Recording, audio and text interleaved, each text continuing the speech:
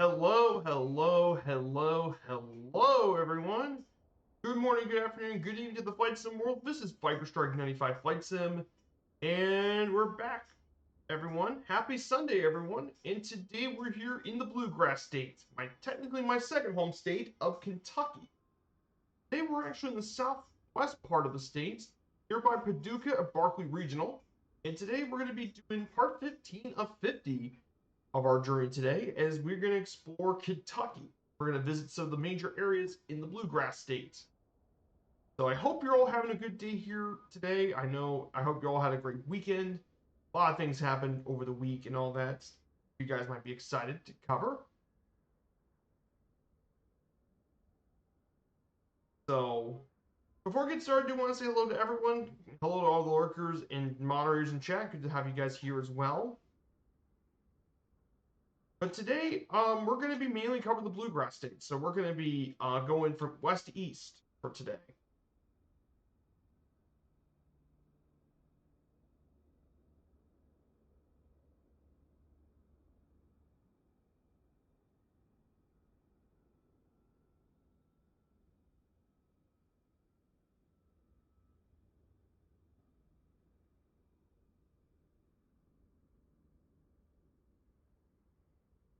So let's go ahead and talk about our flight plan for this stream today.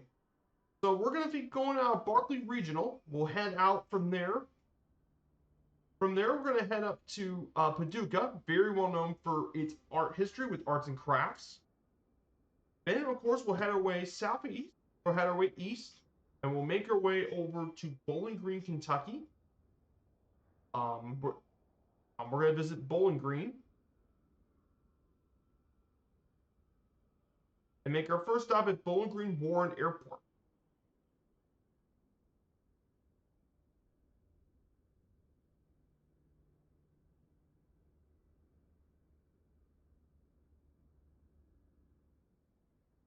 So we're going to make our way to Bowling Green first.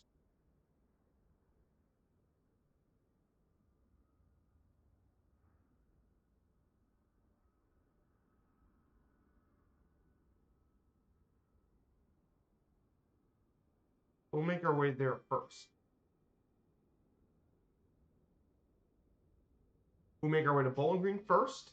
Then from there, we'll head our way up northeast. We'll head through Fort Knox. We might overfly Mammoth Cave National Park, at least the outskirts of it. And then we'll make our way over to the largest city in the state, and technically my home city, the city of Louisville, Kentucky. We'll be flying over Churchill Downs. We'll fly over the University of Louisville, Churchill Downs, and of course the Louisville Slugger Museum, which is what I got right here, Muhammad Ali Museum, and we'll fly around downtown Louisville for a bit, and we'll make our second stop here at historic Bowman Field. Haven't been around since 1919. A pretty major airport in terms of aviation here in the state. Finally, from there we'll head east. We'll go to Frankfort, Kentucky, fly around Frankfort and check out the Kentucky State Capitol and all that. We'll check out the Kentucky State Capitol and all that before making our way over to Lexington, Kentucky. We'll make our way to Lexington, fly around downtown Lexington and the University of Kentucky. And then finally, of course, we'll make our final stop at Bluegrass Airport, Kilo Lima Echo X-Ray, the main airport for Lexington. Also, we'll also be briefly flying over the other famous horse racing track in the state, Keeneland. We'll talk a little bit about each of those when we. There's plenty around Kentucky to learn all about here today. The plane we're taking here today is the Robin Cap 10. This interesting little French aerobax plane is a great little aerobax train. Very, very popular, aerobax trainer. Built back in 1970 by Moudry, who also made the Robin DR400. Powered by a 180 horsepower engine, and it can about 300 of them have been built, but these are very popular for a lot of aerobax training forces, with the French, Mexicans, and Australians use these for training. And they have a range of about 650 nautical miles, and they cruise up to 140 knots. This would be a perfect aircraft for this. And we can do some really fun stuff with this. We can't really do with some of the other GA aircraft here. Um,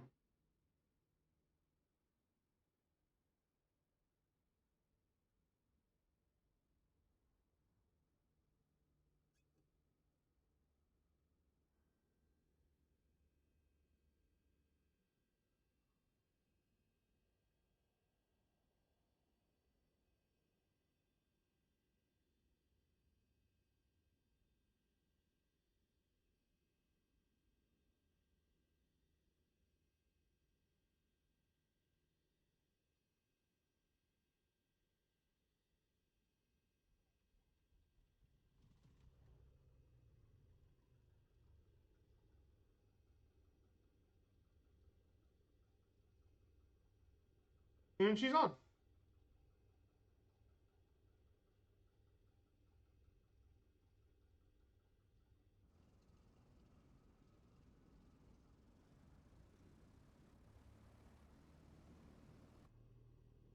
So for our slideshow for today, we'll talk a little bit about Barkley Regional. This is Paducah's main airport, city of Paducah. This airport's mainly used for general aviation, but there is one airline operation out of Contour Airlines. Um, they fly to Charlotte. They just opened a brand new $43 million terminal in 2023 to replace the one that was built when it was originally opened in 1953. But this airport here serves Paducah. Um, and it's actually, Barkley Regional was actually named after the vice president of the U.S. at the time, Alvin W. Barkley, who was from Western Kentucky, and he was the vice president of Harry Truman. It previously had other service with Northwest Airlines and more, and it was originally built as a military airfield in 1941 to facilitate U.S. Army B-17 bomber crews. Of course, it had previously a lot of regional service, but nowadays it's more for general aviation. There was an incident in 1991 where a man was spotted falling off the wing. And eventually, it was one of the unsolved mysteries, and apparently revealed to be a 20-year-old man from Cincinnati. One of the infamous little mysteries. And of course, we're going to be flying over Paducah for a bit. So let's talk a little bit about the city of Paducah. This city in Kentucky has a population of 27,000 people. It's the most populous city in the Jackson Purchase region of Kentucky. But this city is most well known for its historic downtown, which is part of the National Register of Historic Places. But one of the really cool parts about Paducah is its art culture. In fact, Paducah is extremely rich in arts and murals. There's over 50 murals in the city of Paducah, and it was began by Louisiana mural artist Robert Dafford. He began his wall-to-wall mural program. It includes things from Lewis and Clark expedition to steamboats, river barges, Native American history, Roe v. Wade.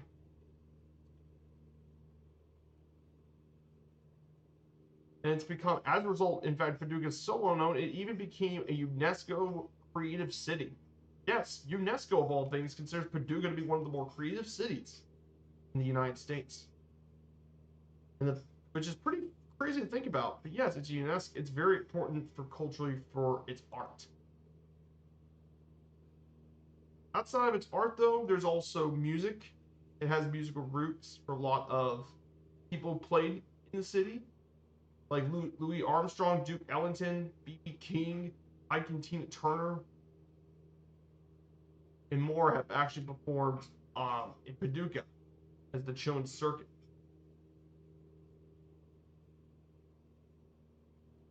And it's also the birthplace for many musicians, including Rockabilly Hall of Fame artist Ray Smith, Harry Mike Jeffrey, Mark Evans, and the top selling Christian artist of all time, Curtis Chapman. So yeah, little Paducah, pretty cool little city here in the Bluegrass State.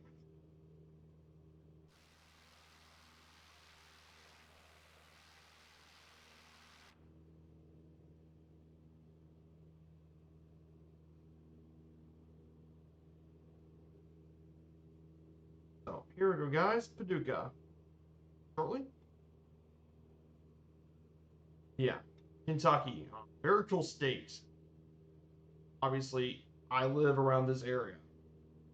I know this state pretty well.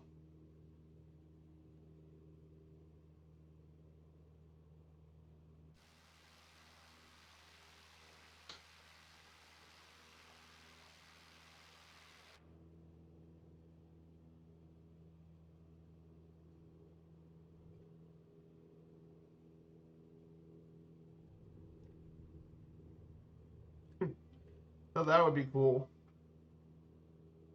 Aerobatic flaps. So we can do some aerobatics if you guys want to. Definitely do that here in the stream.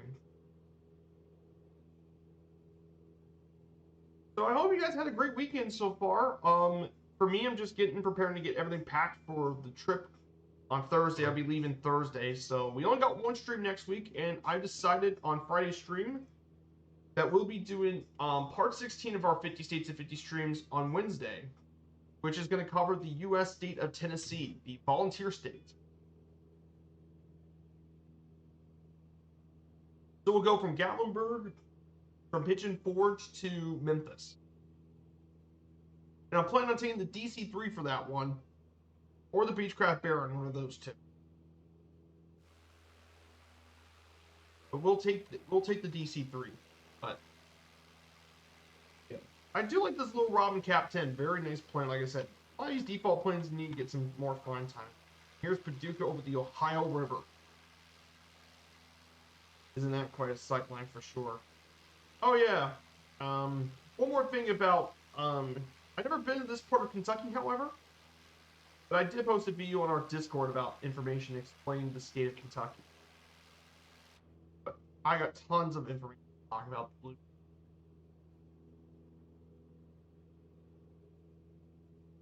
Here's the banks of the Ohio and Tennessee rivers. This here, if you go to the left, is the mighty Ohio. However, if you turn east, you will follow the Tennessee River. And that Tennessee River goes, the Kentucky-Tennessee River, that basically flows all the way down into the state of Tennessee itself. And it goes all the way to Tennessee and Alabama and Chattanooga.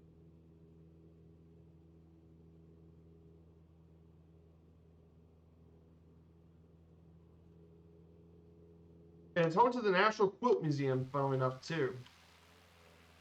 Here's downtown Paducah.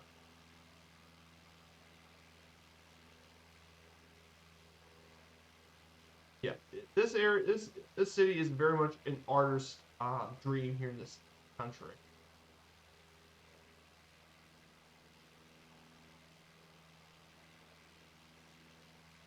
And yes, Paducah is home to the National Quilt Museum. Yes, literally a museum about quilting. But I know for a lot of us, you think, why would Kentucky ever need a quilting museum? But ultimately, it's because Paducah is, like I said, a rich arts city. It's one of the only UNESCO creative cities in the country, so that gives Paducah some unique recognition. And there's some really interesting quilts in that museum, by the way. Let me post it for you in the chat if you guys are interested and learn more about this. Here it is. Here's our route for today's stream and our server.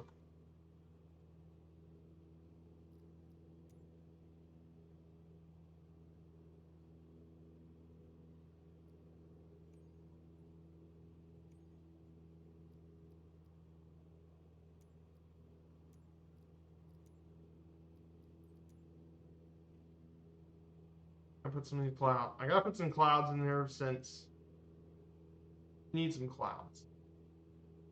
We're gonna follow this way for about 55 more nautical miles. We don't really need high altitudes here, however. Kentucky is not a mountain state. In fact, fun fact about Kentucky, it's actually one of the flattest states in the country. Because Kentucky is one of the flattest states.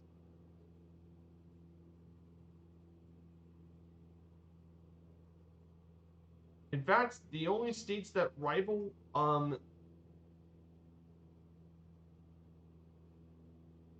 flat states. Florida is actually technically the flattest. However, Kentucky is the second flat state after Florida. Yes, even Indiana is less flat.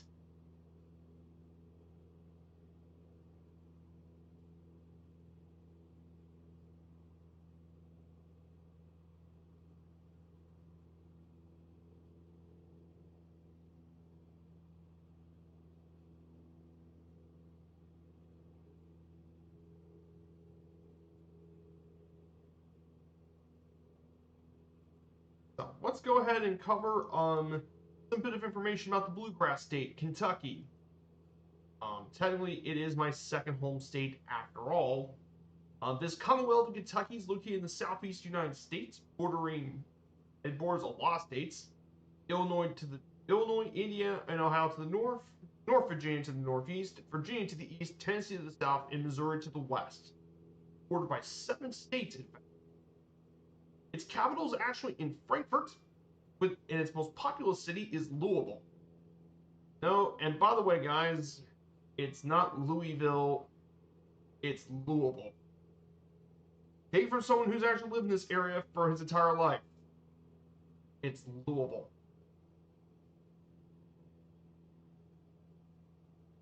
And it's certainly not Louisville, like that certain Irish Egypt would say.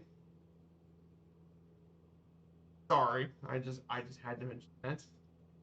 It was actually previously part of Virginia. It became admitted as the 15th state, and it's known as the Bluegrass State due to the Kentucky bluegrass that was introduced by European settlers to support the state's thoroughbred industry. It also was a major tobacco growing state. It ranks highly in goat farming, beef cow production, and corn production, and nowadays now moving towards the non-agricultural sectors in auto manufacturing. In fact, Kentucky ranks fourth of all U.S. states in the number of automobiles and trucks produced. And of course, there are many things Kentucky is also known of. It's home to Mammoth Cave National Park, which we will be covering in our National Park series, the world's longest cave system. It also has the greatest length of navigable waterways in the contiguous U.S., and 2 of the nation's largest artificial lakes east of the Mississippi River. And of course, some of the cultural aspects of Kentucky include horse racing, bourbon, moonshine, coal mining, Kentucky Home State Park, automobile manufacturing, tobacco, barbecue, bluegrass music, college basketball, Louisville Slugger baseball bats, and the Kentucky Fried Chicken. Yes, Kentucky is a very unique piece of culture, even among the U.S. states. So, when we talk about Kentucky and we talk about the bluegrass state, we need to discuss a little bit about state's history. So the history of Kentucky dates back to 9500 BC with the Clovis culture, with hunter-gatherers with a lot of stone tools and stuff. Around 1800 BC, a gradual transition from hunter-gatherer economy to agriculturalism, and then at 900 CE, the Mississippian culture took root in western and central Kentucky, and a Fort Ancient culture appeared in the east. While those cultures have similarities, the earthwork differed between the two. Fort Ancient relied on corn, bean, and squash, while the others had more mountain. Of course, about the 10th century, Kentucky's native peoples varied for corn become highly productive, supplanting the eastern agricultural complex, and replaced it with maize-based culture of the Mississippian era. And as of the 16th century, Kentucky was home to various tribes and different linguistic groups, including much of it being the Kispogo people of the Algonquin speaking tribes. Of course, French explorers did often explore this area, with the Chickasaw tribe for much of the Mississippi and Ohio rivers was controlled by the Chickasaw. And during this time known as the Beaver Wars, the another Algonquin tribe, the Maumee, was chased out of southern Michigan, and they moved to Kentucky to break out war with the Chickasaw and Kispogo.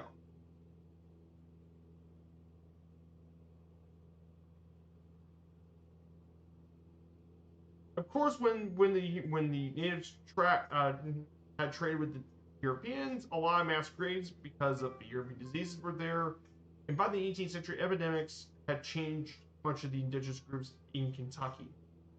And around the French and Indian Wars, as Europeans claimed the bluegrass state, Native Americans abandoned their larger villages make small settlements.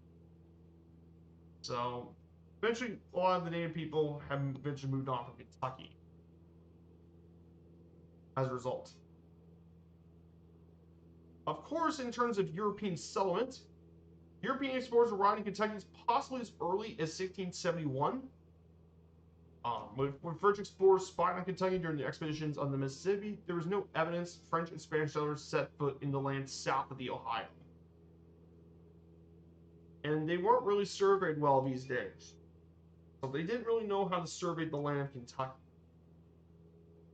However, as more settlers entered the area, war broke out with the native over their traditional hunting grounds with the European settlers. And one of the first settlements in Kentucky was Harrodstown, which is now Harrodsburg. It was resettled in 1775, becoming the first European permanent settlement in Kentucky, followed by Boone Station, Logan's Fort, and of course, the city of Lexington. But of course, the most famous part a lot of people know about this part of Kentucky history was Daniel Boone.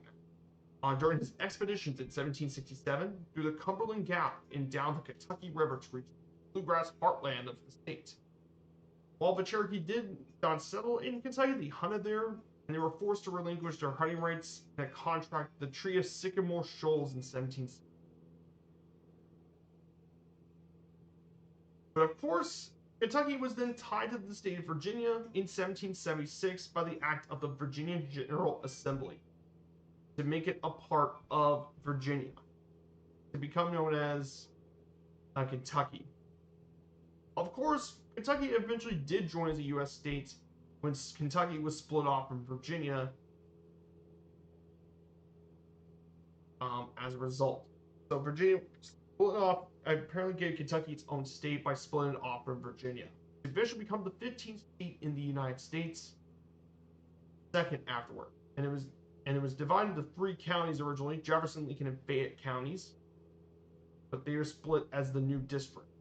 And Maine eventually became its own state, and its first governor was Isaac Shelby as its first governor.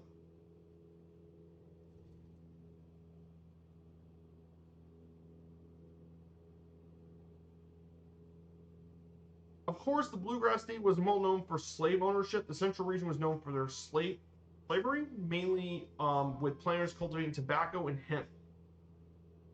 In fact, people forget, Kentucky was the greatest producer of hemp in the country during the 19th and 20th century.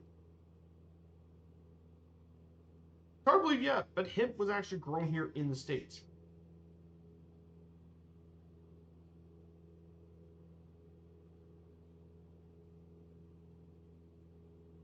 Oh, and that, by the way, hemp is also, which makes marijuana. During the 19th century, Kentucky slaveholders began to sell unneeded slaves to the South, with Louisville becoming one of the big trade markets for the slave market.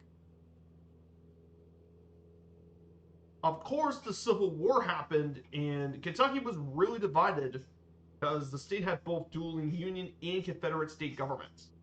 But Kentucky was never an official component of the Confederacy, as it was one of the southern border states, but it remained neutral within the Union.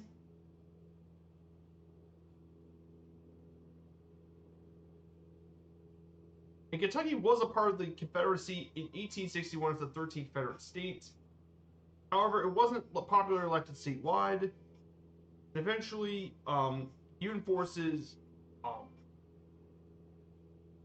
controlled Frankfort to prevent it from being fully under the Confederate rule. And it remained officially neutral throughout the Civil War.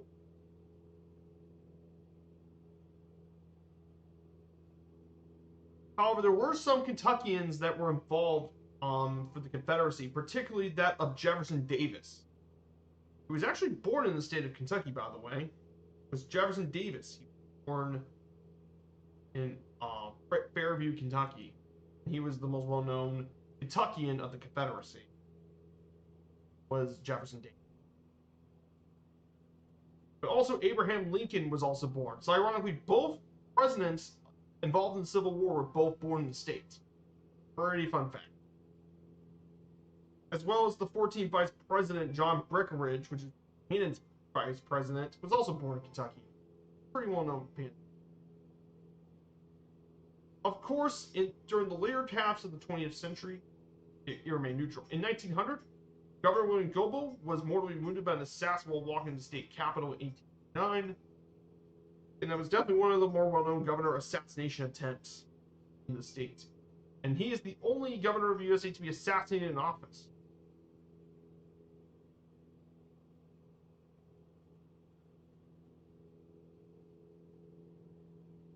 Also during this time as well, we also had the Black Patch Tobacco Wars, which was a lot of vigilante action due to the tobacco monopoly. Caused a bit of vigilante action where they burned a lot of the unrest. And there was even a vigilante ring of night riders as well to terrorize farmers of tobacco farms.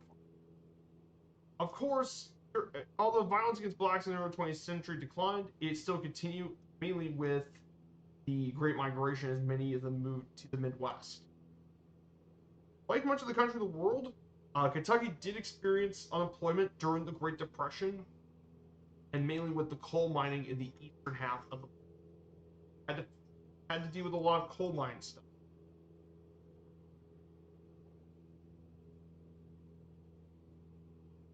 As a result,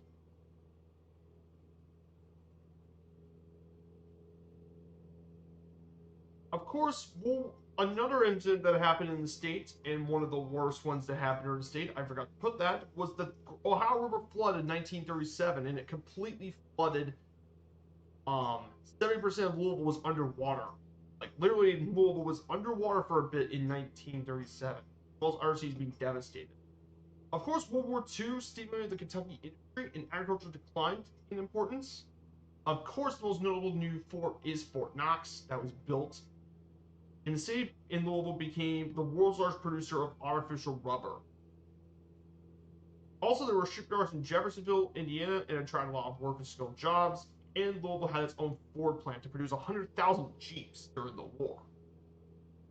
And one of those people from Kentucky was Rosie Will Monroe. The models for Rosie the Riveter was actually a native of Pulaski County, Kentucky.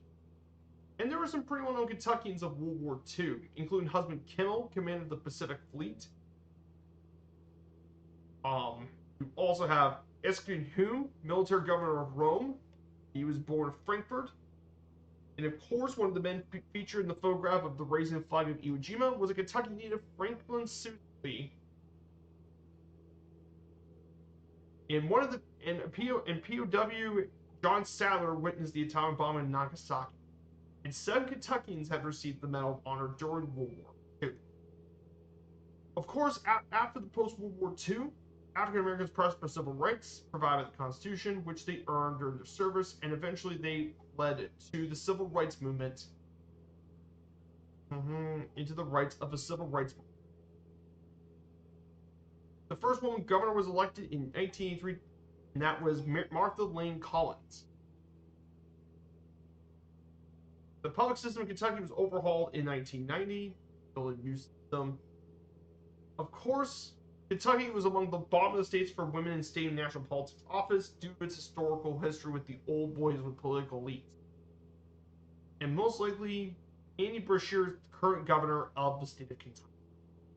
So, that is it about Kentucky's history. Same guy who produces Mockton.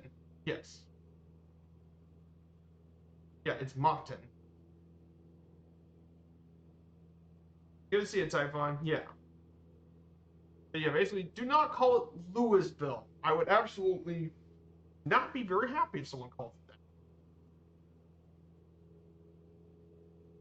Just listen to the just do what the locals call it. Like I said, when in Rome, do what the Romans do. When in Rome, call it as the Romans do.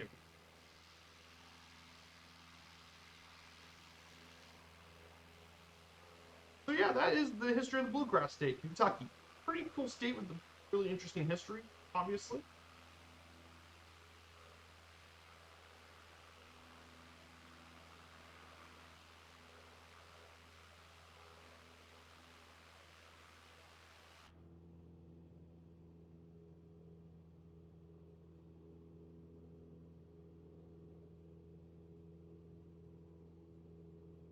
Yeah, very smooth and level.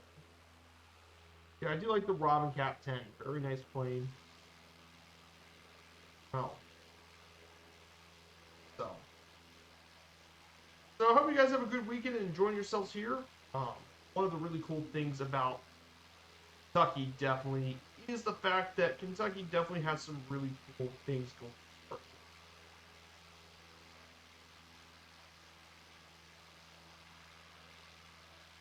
on. There's some really interesting Kentucky symbols to cover. One of the more interesting symbols is there's a couple of interesting symbols for Kentucky. For example, Kentucky's state bird is, of course, the cardinal, which is shared by a lot of other states. But this is particularly prominent in Kentucky as one of the most known college teams is named the Cardinals, University of Louisville. Go Cards. Kentucky also has some really interesting other stuff. Of course, Kentucky has a state horse, because obviously you can't be Kentucky if you don't have a state horse. It's the thoroughbred Equus calibus, developed specifically for horse racing. Because Kentucky horse racing is kind of a big deal here in the States. In fact, all 30% of all U.S. thoroughbred births happen in the bluegrass state, which is about almost a third. Kentucky also has its own state fossil, the brachiopod, which is basically hard valve clams. And of course, coal is the state mineral because Kentucky is the third leading state in coal production. However, one of the more unique cultural facts is on some of the cultural stuff. Um, it has a state soft drink, Ale-81, which is actually locally produced in the state. It is one of the state symbols. It's citrus soda. It has its own state bluegrass song, "Blue Moon of Kentucky" by Kentucky native Bill Monroe. Elvis even sang it back during his time in the Grand Ole Opry, and it was actually his first single for Sun Records. Bluegrass music is, of course, the state music. I mean, it's named bluegrass. What are you gonna expect? And of course, Kentucky has its own state sports car, the Corvette, the Chevrolet Corvette, because the Corvette's been produced in Bowling Green since 1981.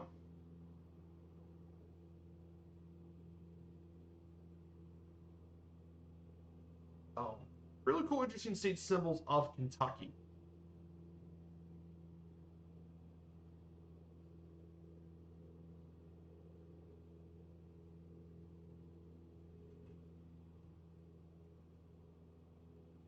But yeah, Kentucky, cool states, a lot to learn about.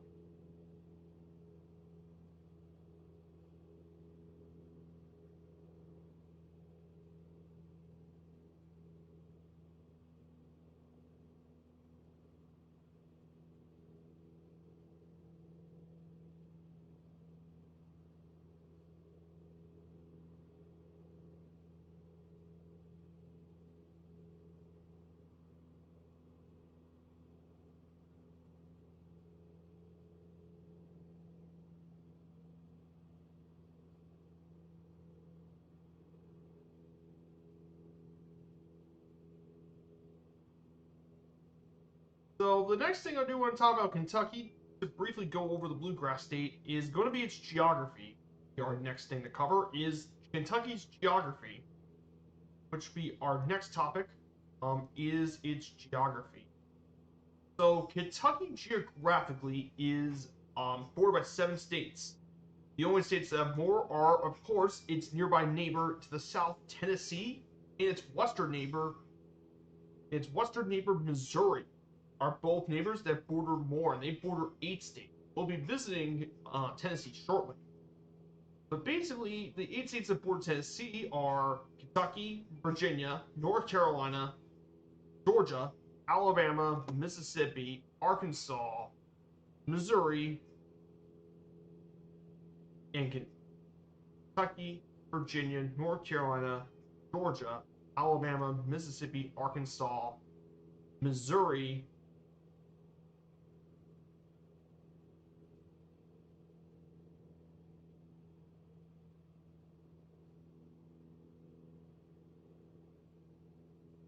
yeah, it's those 8 states.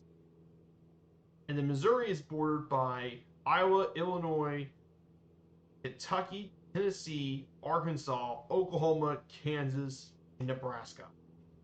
Those are the ones that cover more than. And there are 3 main regions in. There are a couple of major regions in the state. There also uniquely in Kentucky is a non-contiguous part. One of the more unique non-contiguous parts, the Kentucky Bend, in the far west corner, and it's an exclave. And it's surrounded by the Missouri and Tennessee. And it's only populated by 18 people, but yes, it's a very unique part about Kentucky that some people don't really.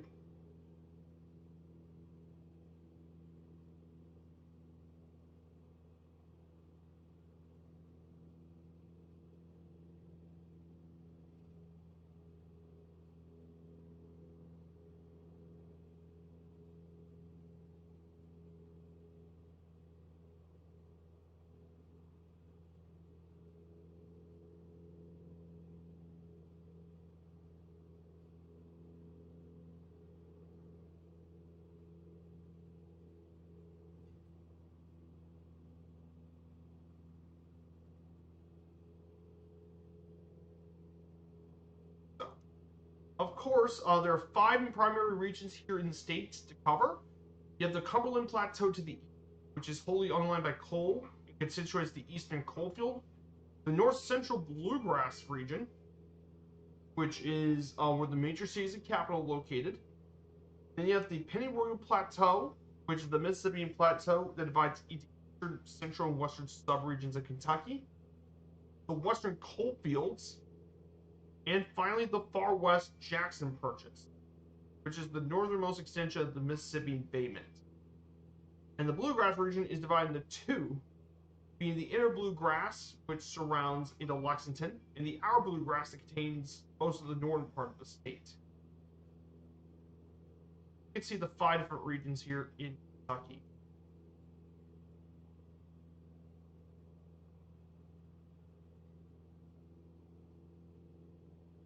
Oh, looks like Murph's flying. He's flying the Shorts 330, so Murph's gonna have some flying here, so we might be able to raid Murph later when he streams. We'll raid him afterwards.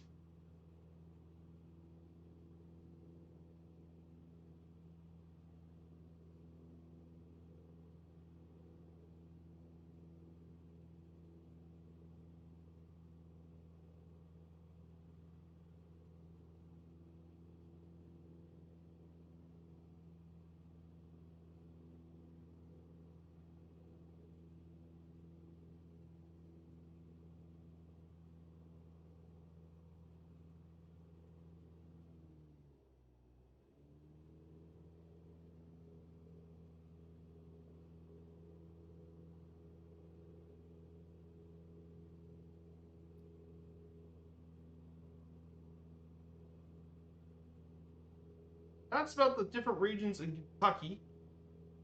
Then finally for the climate, Kentucky's mainly humid subtropical through the entire state, with a small Appalachian highland making it oceanic. Temperatures in Kentucky range from summer highs of 87 degrees Fahrenheit to winter lows of 23 degrees. Average precipitation is 46 inches a year. Kentucky has 4 distinct seasons with substantial variations in severity summer and winter. The highest temperature recorded was in Greensburg in 1930 with a temperature of 114 degrees, while the lowest temperature was during the 1994 cold wave in Shelbyville, negative 37 degrees. States seldom experiences extreme cold in far northern states or the high heat of the deep south. So as a result, temperature isn't too bad. However, Kentucky does have some storms to be careful of. Remember, Kentucky can get tornadoes here in the state. There have been multiple disasters happening in the state of Kentucky. Of course, most infamously in terms of flooding is the Ohio River flood in 1937. But there were other ones. There was a tornado outbreak in Jefferson County, 1999 Kentucky flash flood, the tornado outbreak of 2012, and more.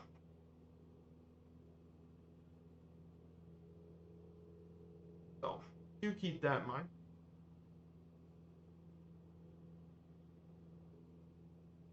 And there's some really great natural attraction here in the state. Despite Kentucky not being naturally the most scenic state, there are some natural attractions here in the state that it is worth visiting in the Bluegrass State. Of course, the crown jewel of all of this is Mammoth Cave National Park, the world's longest cave system. But there are a couple of other really great areas for nature lovers, too. Of course, you have Cumberland Gap, which is the chief passageway through the Appalachian Mountains. Cumberland Falls, the Little Niagara and the Cumberland River. Red River Gorge, which is a very beautiful area in Kentucky. Very unique among the bluegrass states. It's part of Daniel Boone National Forest. The highest point of elevation of Black Mountain, elevation of 4,145 feet. It's the state's highest point. And in Jefferson Memorial Forest, the largest municipally run forest in the country. Oh.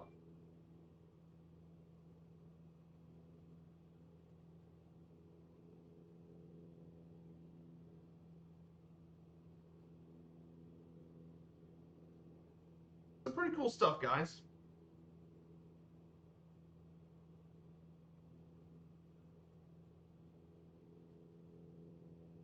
I hope you guys learned plenty about the Bluegrass State. There's definitely a lot to learn about Kentucky.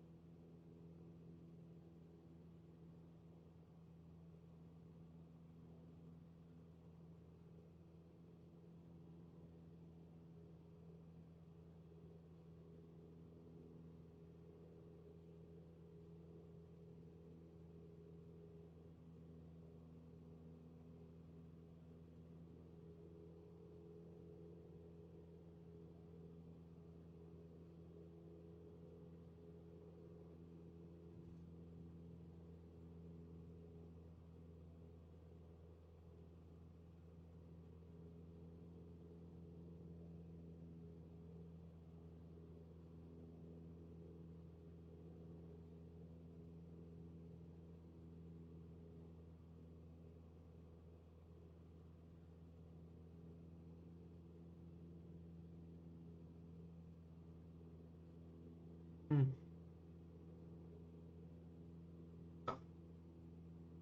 Yeah, I do like flying the cap. It's really, really easy to fly in. Very smooth, very easy to fly in and out. Really enjoy the Cap 10. Great little plane.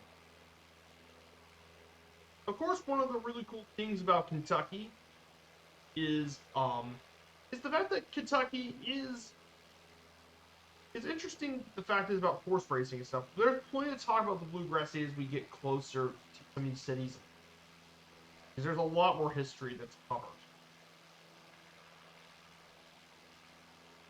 But I've really been enjoying this series with you guys. This has been a great fun to learn about all the different U.S. states and territories. If you guys want me to, I can do a bonus episode on D.C. if you guys want me to, since it is technically the nation's capital. I think it should be discussed on its own.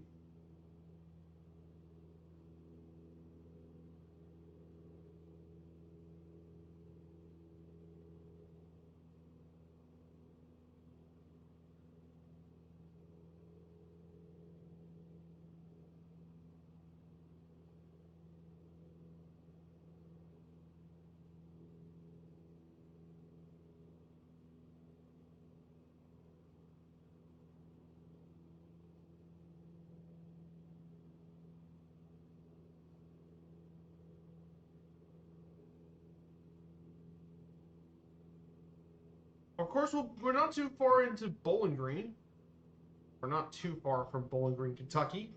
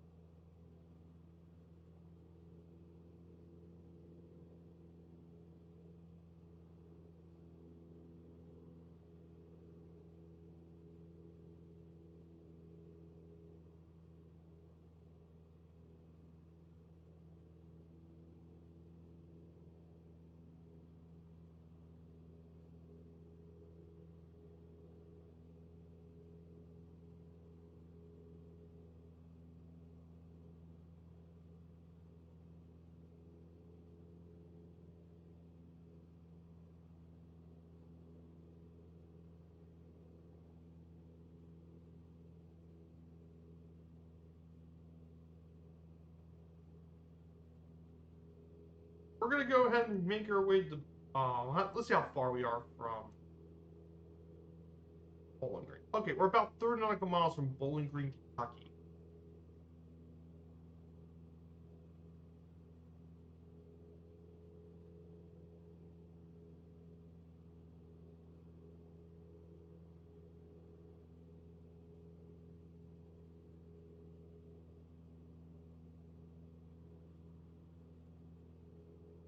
Yeah, we're just about 193 miles to our final destination here in Lexington.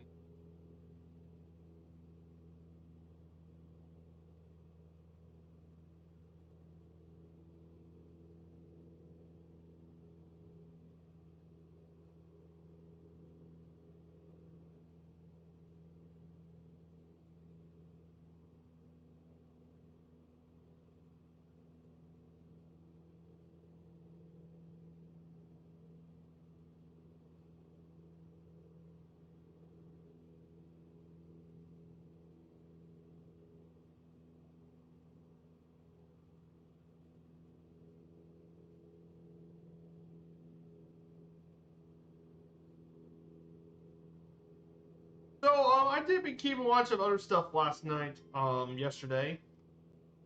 Too bad it wasn't enough to see Everton nearly put a draw against Man U,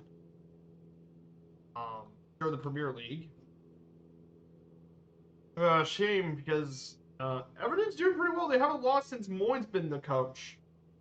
David Moyes came back to Everton. But yeah, I mean, I never thought Everton would be above Man U, but here we are. Because that hasn't happened in years. Yes, I do keep track of the Premier League. I'm still new to the fall of the Premier League, but Everton's doing not too bad. I know they've been in the lower ends for the last couple of years.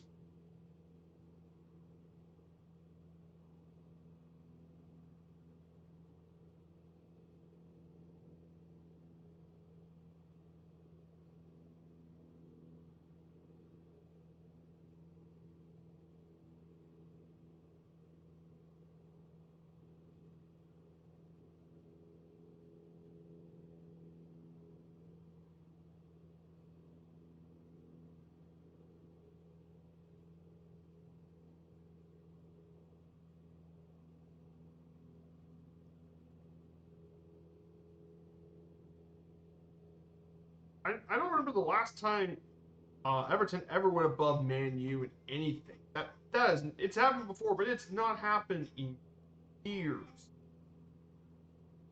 So, years since then. Because like Man U's historically been one of the most successful clubs in English Premier League.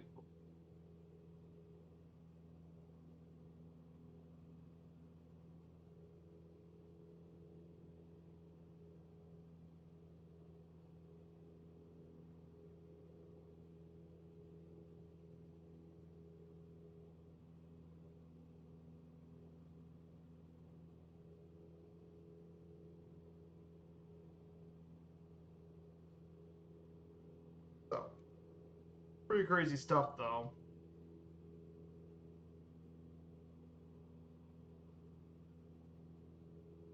And of course, the other sports, Louisville basketball once again won last night.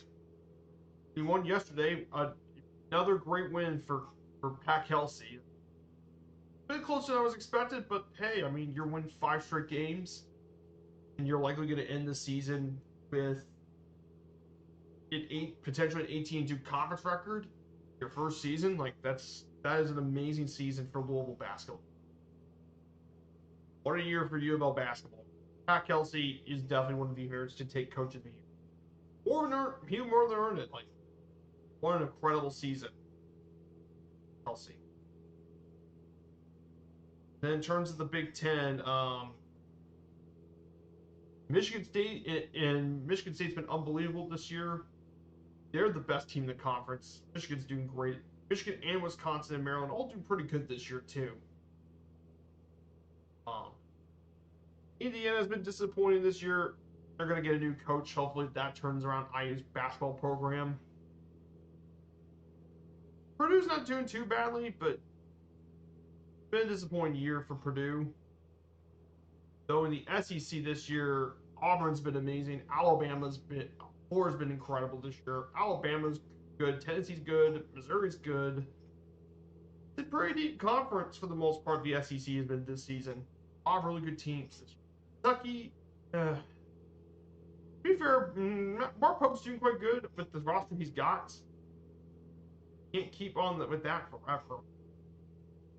And then the Big 12 this year, I mean, Kansas, for once, isn't going to win a Big 12 conference title.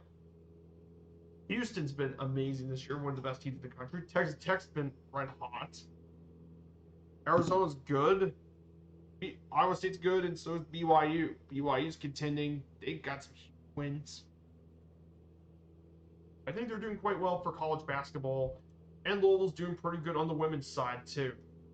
They got a big one over Duke last time, and maybe today they get another big upset over 9th-ranked North Carolina.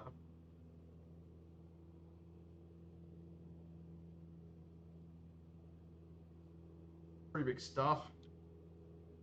Oh yeah, speaking about NBA stuff, Victor Wembanyama got injured and he's out for the entire season. That sucks. And the worst thing he got out of it that he no longer had a into the season was a blood clot issue. Yes, and trust me, you don't want to have those blood clots. Because guess what? Guess who also most notably had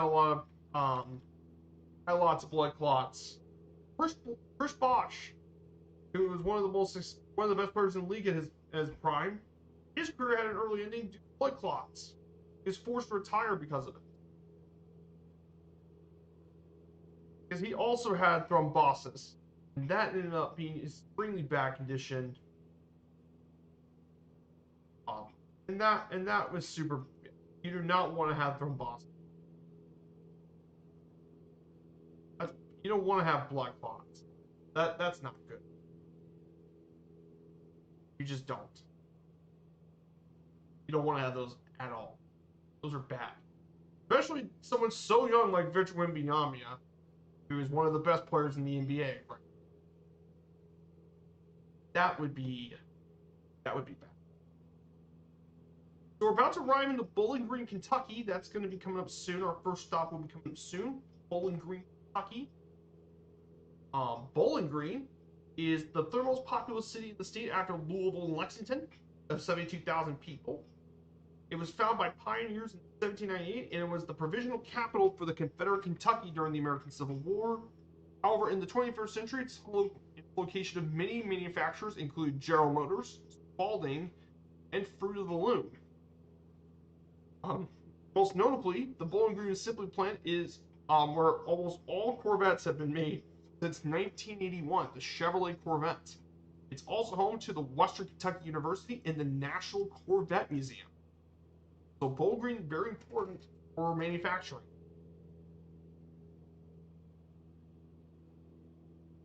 Of course, at one point, the Louisville National Railroad moved through Bowling Green.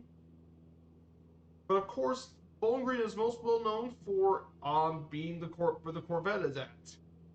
And Western Kentucky are the two big things that most people know Bowling Green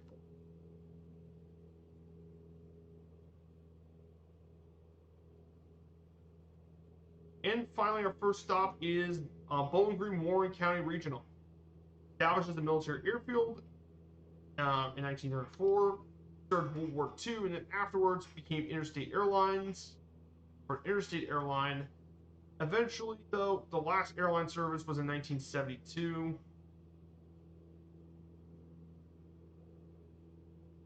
But it mainly is used for the Western Kentucky University for charter flights for their athletics program. They did a seasonal service, but that's no longer a thing anymore. That's Bowling Green, Kentucky. For you. Now, of course, it's a bit of a support information. Bowling Green, Kentucky is well known for Western Kentucky University. The Hilltop, and their teams are known as the Hilltoppers. They're most well known for their basketball program. In fact, a lot of people don't know this, but Western Kentucky is actually one of the top 100 greatest programs in college basketball. history. You guys know they have the 16th most victories in NCAA basketball history, college basketball history for men's, and they even made a Final Four appearance in 1971. So yeah, University U of L and UK are not the only successful basketball program in the state. Western Kentucky's been successful. Murray State's also had some success too, in Murray, Kentucky, and it's obviously a lot of it's led by the legendary coach Edgar Allan Diddle from 1923 to 1964. They also had other coaches too. Gene Keady, who was the longtime head coach at Purdue, he was actually previously the coach for Western Kentucky. He was also one of the other famous head coaches.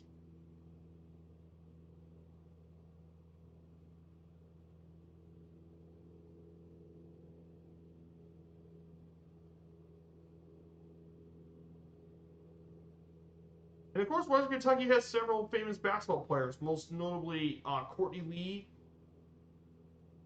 Clint Haskins, um, Charlie Towery, Jim McDaniels, and Bobby Rasco are some of the most famous players to play for Western Kentucky. And then about the Chevrolet Corvette Museum. Most well known, however, is there was a sinkhole that happened in 2014 and caused the area to collapse due to its topography of the state. It's the limestone dissolved. And 8 rare one-of-a-kind Corvettes fell in the sinkhole, and that damage lasted for $1 million. But they eventually repaired it all, and eventually built a new thing, and the sinkhole was turned into a little exhibit, which was really cool. But of course, I highly recommend if you ever get to Bowling Green, check out the Corvette Museum. It helps you learn all about the different Corvettes. And the Chevrolet Corvette has been produced here since 1981. Before that, the Corvettes were mainly produced in St. Louis from 1954 to 1981. But the Corvette was Chevrolet's new sports car. It's well known for being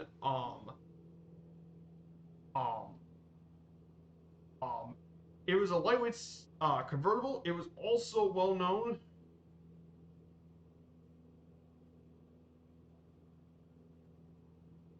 It is made of fiberglass, which is unique among Corvettes. It's a fiberglass-made car with fiberglass, and it's had 8 generations of Corvettes since debut in 1953, and they're still being made. And the most popular sports car ever.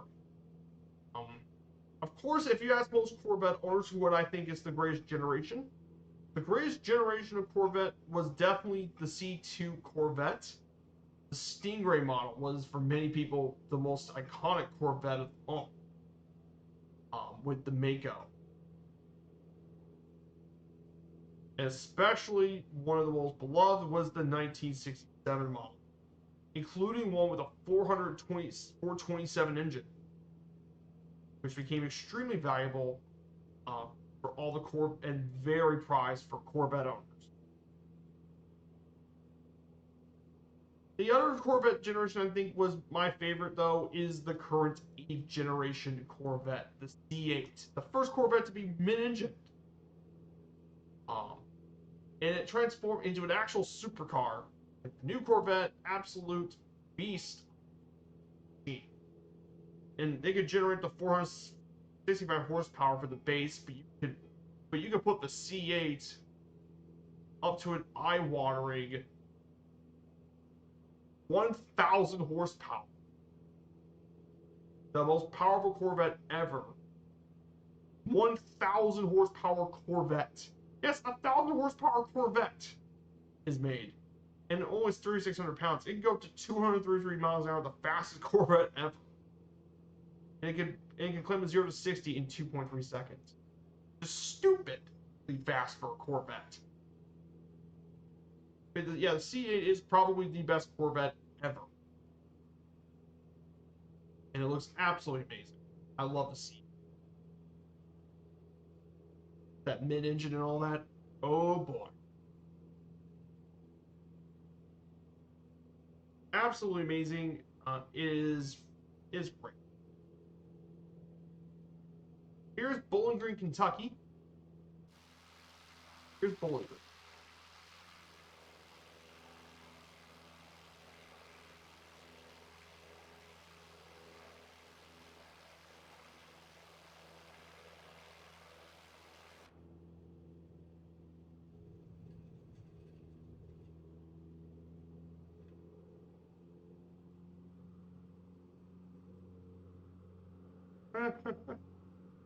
Oh man.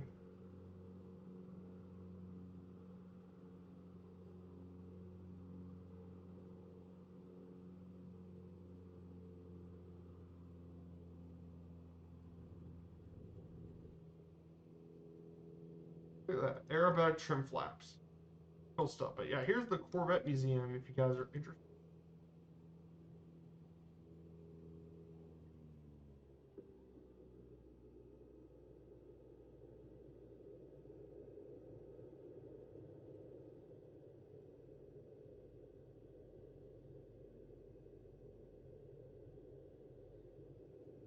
We're about to make our first landing here in Bowling Green, Kentucky.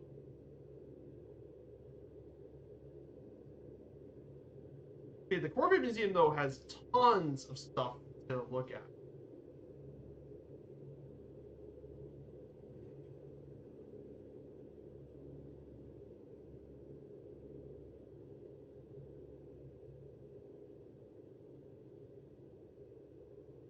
Which is the Corvette Museum.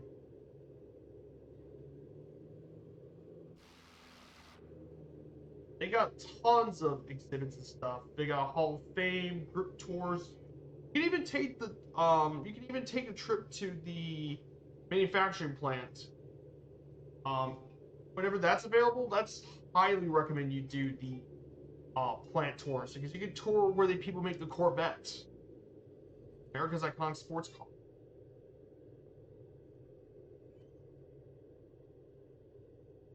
I know those people in Top Gear say, "Oh, Corvettes only go straight lines." They probably haven't seen the new Corvette. They haven't seen those guys have not seen the new vets. Because trust me, the new Corvettes are more of capable of handling corners and stuff. Now, the Corvette has now been, it's now legitimately a supercar pending.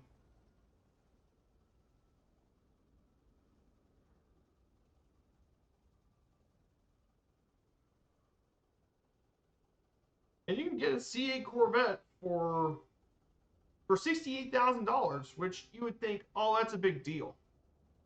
But I mean, $68,000 for 495 horsepower with a 0 to 60 at 2.9 seconds and 194 top speed of 194 miles an hour. It's a safe performance, will also be versatile for cargo, nice design, everything. Trust me, the new Corvette's extremely nice. Fantastic. And of course, you can put the more powerful ones if you really want to.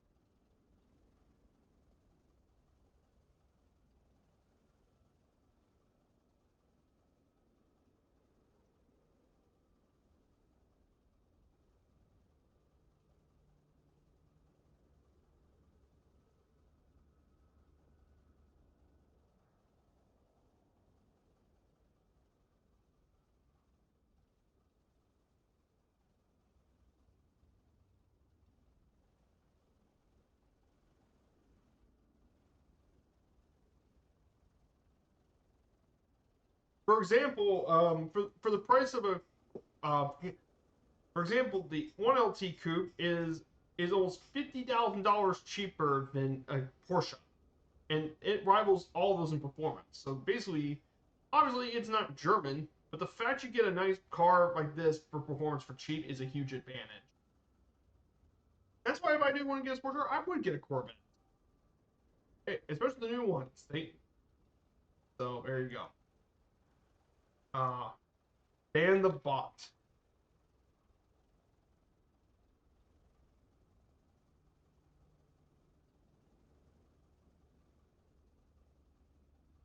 Thank you, Typhon.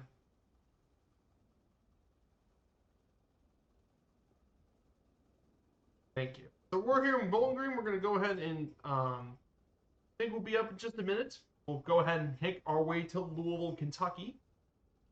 Should be about, we're 157 nautical miles out, so we're not too much farther. The next two lakes shouldn't be too bad of a.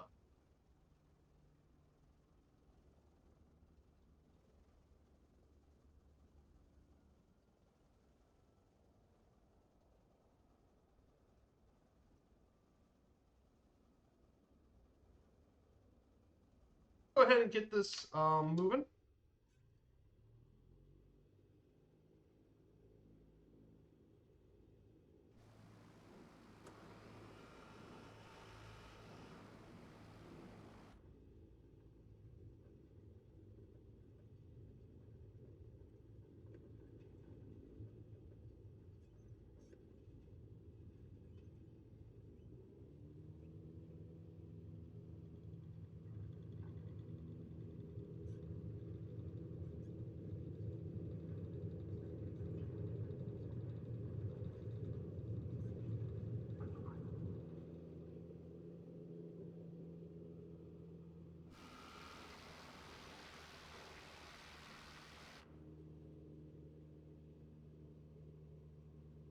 Here we go, guys. We're gonna briefly fly over the Corvette Museum and the racetrack and the motorsports park where they test the Corvettes. Flying through Americana.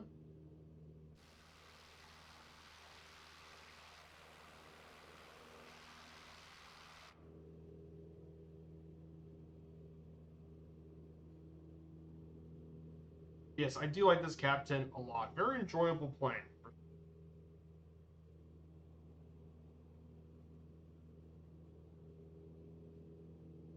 So after the stream, I'll post you guys information on Tennessee and stuff for Wednesday.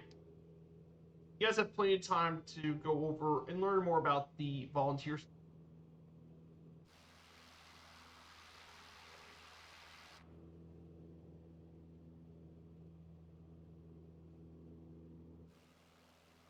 Also, there is a new achievement up. I'm gonna have to do that after stream as well. I may be able to get it all done today.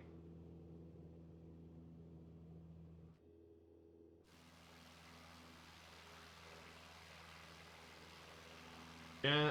Yep.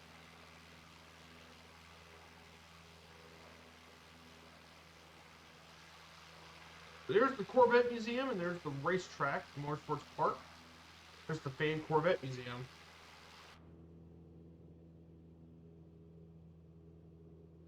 So we're now going ahead to Fort Knox, our next waypoint.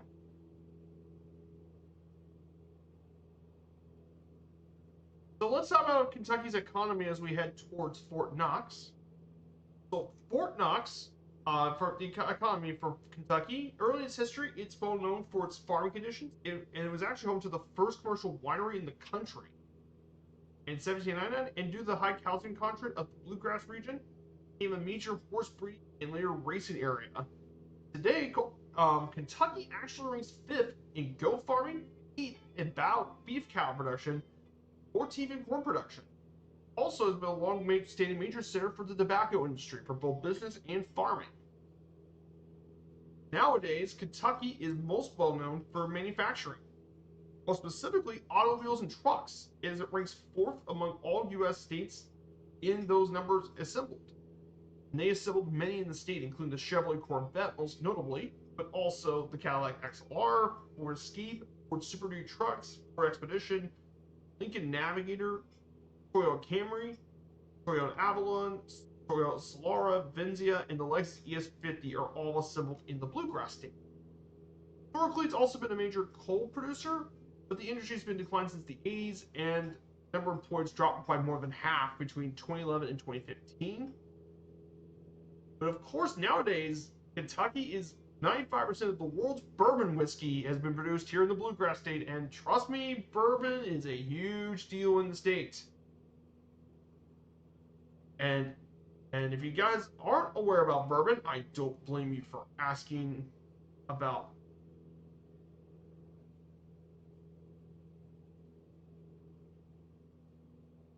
about the bourbon.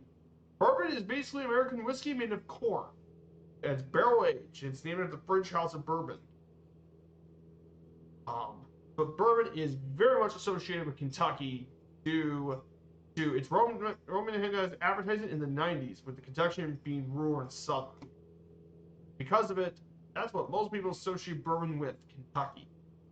So there's a misconception that bourbon can only be distilled in the States. In reality, a lot of states in the South do bourbon, but it is particularly Kentucky, as most of it is produced in the States. And bourbon sold in the country has to be within 51% of corn and must be charred in oak. And of course, there's two main. The other type of whiskey that's made here in the state is Tennessee whiskey, which is very closely related, but it's made in Tennessee. It's mainly brought by lots of Scots, Irish, and other settlers brought their whiskey making skills to the bluegrass state. Very important stuff. Hey, we got a raid from Sergeant Staff. 15 viewers, my dude. Yeah. Hello.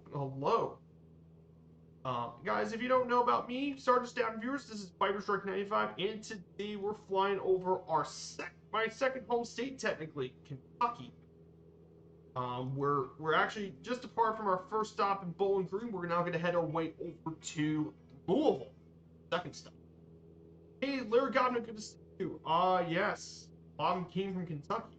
Yes, a lot of people actually went through Kentucky on their way west. Funnily enough. The Bourbon Trail, of course. Of course, you guys all know bourbon is a big deal in the state. Bourbon is growing, and it's still growing, funnily enough, too. Bourbon, no joke, has been rising 170% between 1999 and 2015, and now there's more than 50 distilleries for bourbon. So, yeah, that's a big deal for the state. So, Sergeant Staff, good to see you. I hope you had a great stream, my dude. Let me give Sergeant Staff a shout out. He deserves it. So here's Sergeant Staff's stream. I hope you had a fantastic stream, my dude. I'm doing great. We're in Kentucky right now. So tourism's also a big deal in the state. And it's been increasingly more important. Of course, bourbon is a big deal, the Kentucky Bourbon Trail, but also horse racing is a huge deal. And it has two of the most beloved horse tracks in the world, in my honest opinion. Of course, Churchill Downs in Louisville, and the other one is in Lexington, Keeneland. But also with natural attractions like Mammoth Cave, Lake Cumberland, and Red River Gorge. There's also religious destinations, mainly the Creation Museum and the Ark Encounter, so for a lot of religious people like to come here too. And all those are a major part of Kentucky's tourism as well. Big deal here in the bluegrass. Big deal here. Oh, nice, Timbo. Hey, Timbo, good to see you. First time check. Oh, Somerset, Kentucky. Oh, cool. Oh, yes, that's right. The Boy Scouts were actually born in Kentucky. That's right. Oh, that stinks, Sergeant Staff. Losing your hard drive? Oh, that's terrible. Sorry. Losing all of this stuff in hard drive will take weeks of repair to get that repaired. Okay, guys, if you look to your right, this is actually home to Kentucky's only national park. This is Mammoth Cave we're actually flying over right now. So, a bit of background, of course, Mammoth Cave is the world's longest cave system known in the United States. It became a national park in 1941. It had to face a lot of eminent domain proceedings and all that, and it's even a UNESCO World Heritage Site. Fun fact, more than 426 miles of passage have been surveyed here in Mammoth Cave, more than 1.5 times longer than the second longest in Mexico.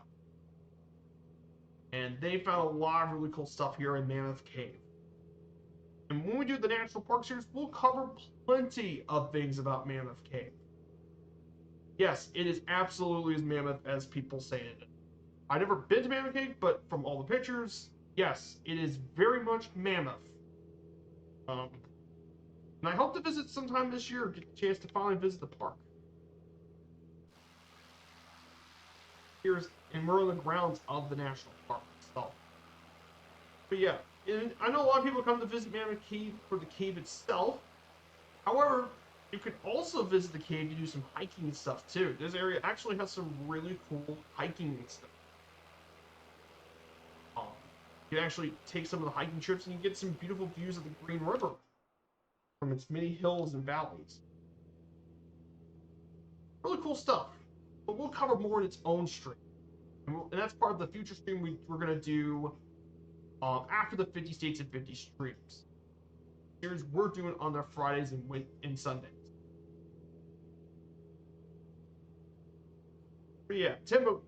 Oh yeah, one of the few places in the world where we see a moon bowl. Ah yes, Cumberland Falls. I was just speaking about that. Yeah, really, really cool. The eastern part of Kentucky is pretty scenic with all the hills. But despite that, though, Kentucky is one of the flattest states in the country, sadly. It's actually pretty flat.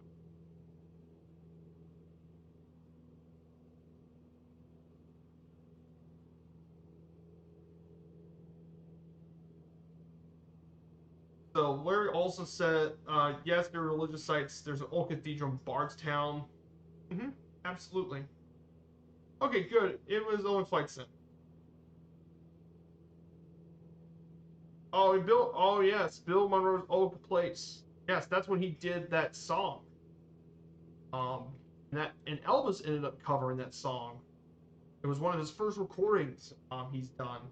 It was actually one of Bill Monroe's tracks, Old Home.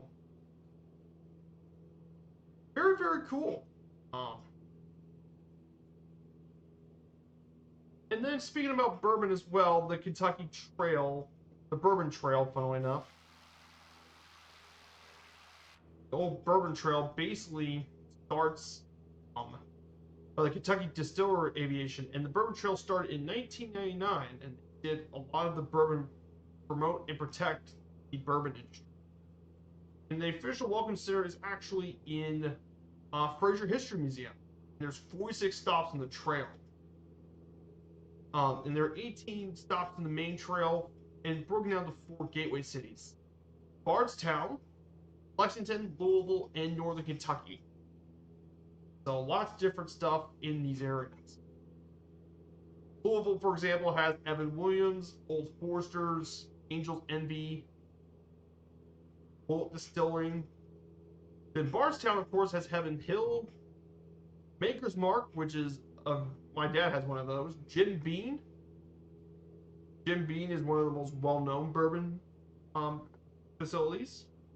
And Lexington has Four Roses, Wild Turkey, Woodford, Wilderness Trail. And those are the main stops, and obviously on the main trail, but you also have 28 craft stops you can visit as well. Bourbon is a big part of it, and that's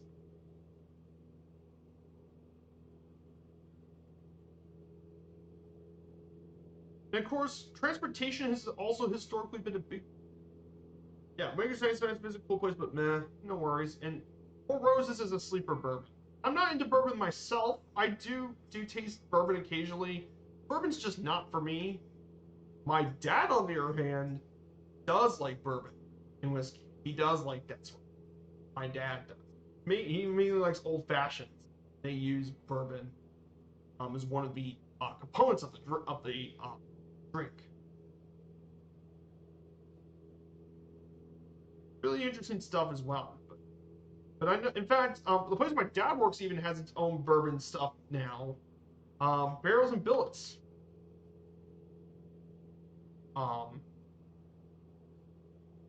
Custom bourbon. You make your own custom bourbon. Pretty cool, and it's really highly rated. In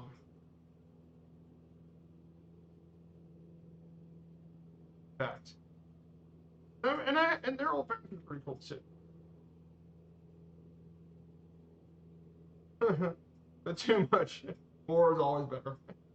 On your way up to Louisville, you're going to be finding one of the first English settlements. That's right, Boonesboro.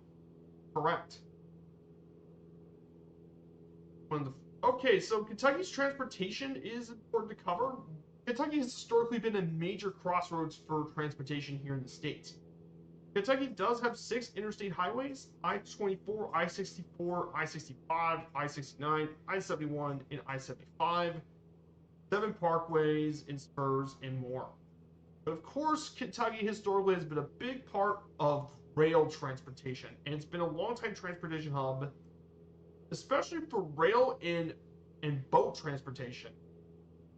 During rail transportation, you have Amtrak, which goes through much of Ashland, South Portsmouth, Mayfield, and Fulton.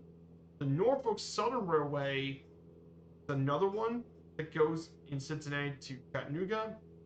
But of course, historically, it has been cargo transportation. It's the biggest part of Kentucky. Mainly operated those by CSX, transporting a lot of coal. There's also a tourist attraction in Bardstown that goes through a dinner train as well. But of course, nowadays, historically, water transportation was a huge part of the state during the 19th century. A lot of steamboats go through the Ohio River, and one of those ports was Louisville. Huge part of it. Nowadays, the biggest part of transportation in Kentucky is actually in the air, funnily enough. Particularly though that of Louisville International Airport in Cincinnati, because both of these are huge cargo airports. Particularly Louisville International, which is my commercial airport, home of UPS, the Woolport. So, big part of transportation nowadays.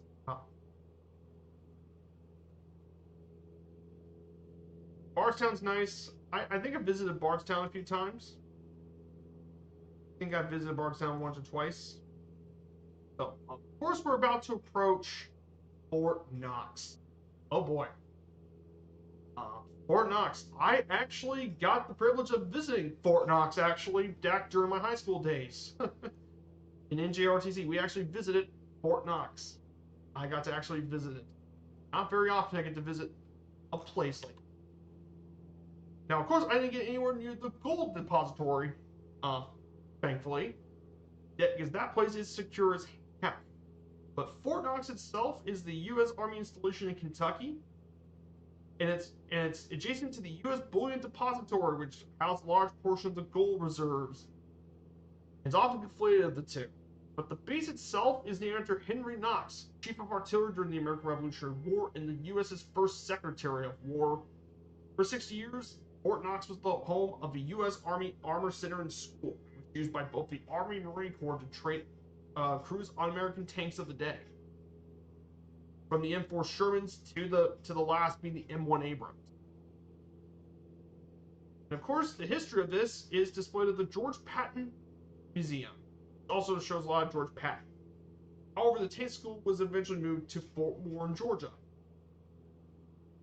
Nowadays, U.S. Army Cadet Command is actually trained here.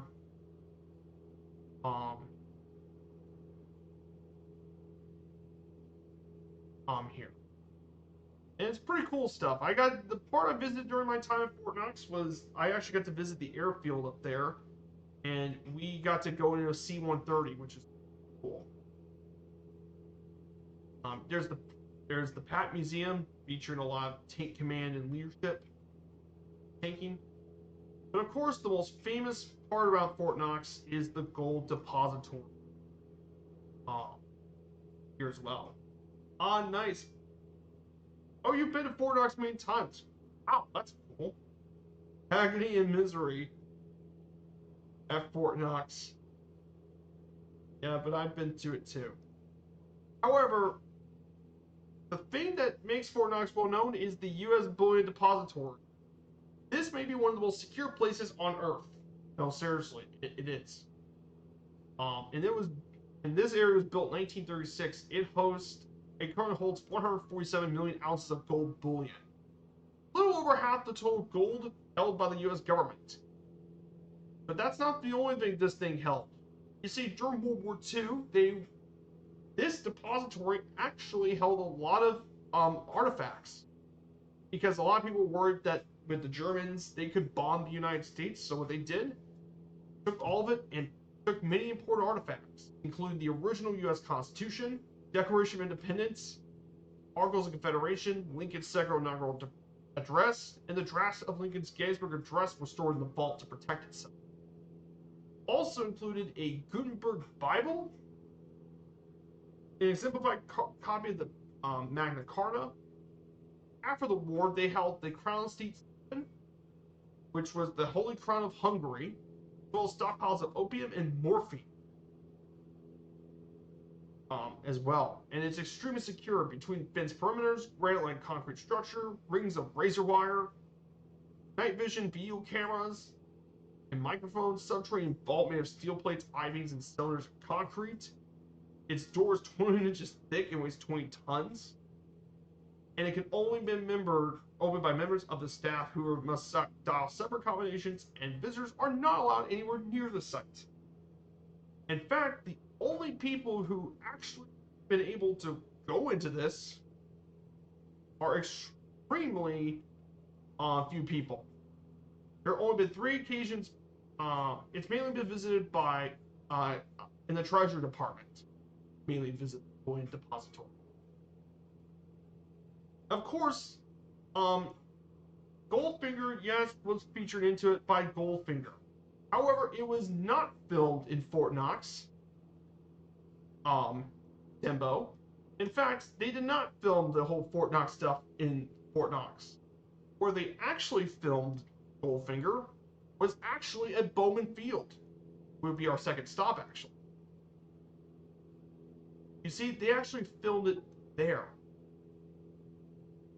And of course, the reason is they couldn't get film permission to do it at Fort Knox and at the bullion depository. So they had to be creative and filmed it here in Bowman.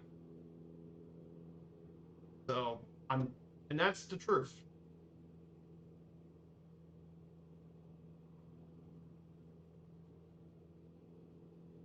We're about to make our approach there. Through College 50 Shades of States. Hey, Smithy boy, good to see you. And Mongo, good to see you too. Hey, Red Baron, good to see you, my dude. Welcome on in. We're in the Bluegrass State today. We're visiting technically my second home state. Indiana is technically my home, but this is the second home state, the Bluegrass State of Kentucky. We're about to fly over into Fort Knox.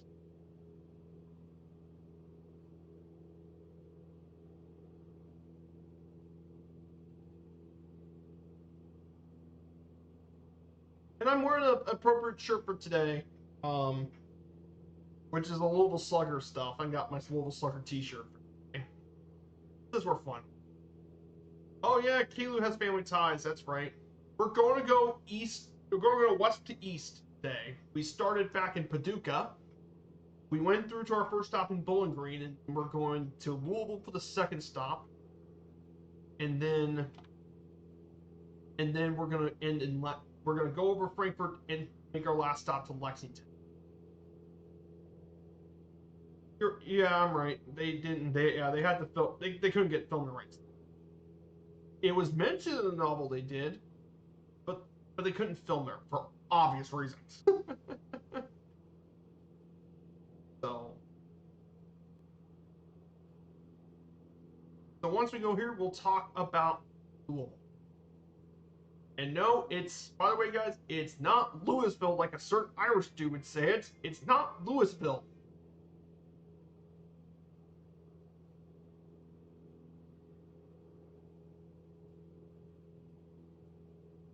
You can either say Louisville, that's one instead of the way to say it, but the proper way for most locals is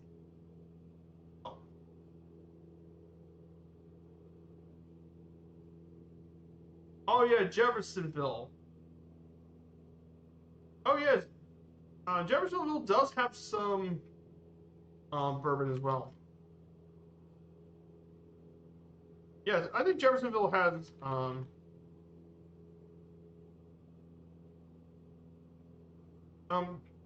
yeah, there are definitely some bourbon stuff in Jeffersonville.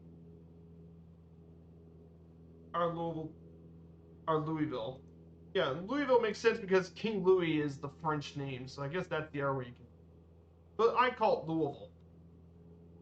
like many locals. But like I said, the name pronunciation gets quite a few people, as I probably know.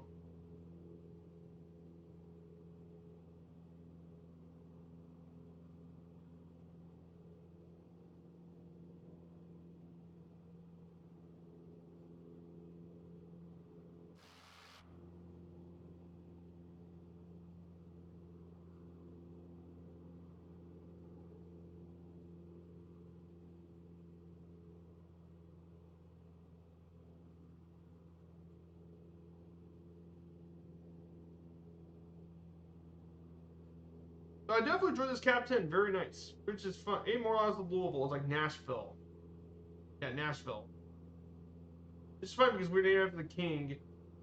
And I tell people to say it like the king and stuff your mouth. Marvels and Louisville.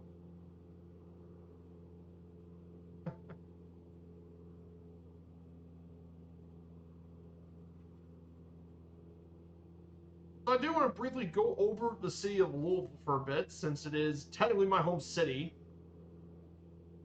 So Louisville's the most populous city in Kentucky, the sixth most populous city in the Southeast, and the nation's 28th most populous city. Yes, this is actually among the largest cities in the country. It's larger than you'd think, because Louisville, of course, the metro area isn't the biggest, but in terms of cities itself, however, Louisville is above cities such as Baltimore, Milwaukee, Albuquerque, or even Atlanta proper. Yes, more people live in Louisville proper than Atlanta, not counting the metro area, which the true population is the metro, but yeah, it's above a lot of other more well-known cities. Raleigh, Kansas City, New Orleans. Of course, it's still smaller than that of Detroit, Portland, Oregon, and Boston, but it's still pretty big in terms of U.S. cities. But of course, Louisville is most well known. It's named after King Louis XVI of France, who was actually the last king of France before the Revolution. It was founded in 1778 by George Rogers Clark, making it one of the oldest cities west of the Appalachian Mountains. It was a major transportation hub with the Ohio River in the Gulf of Mexico.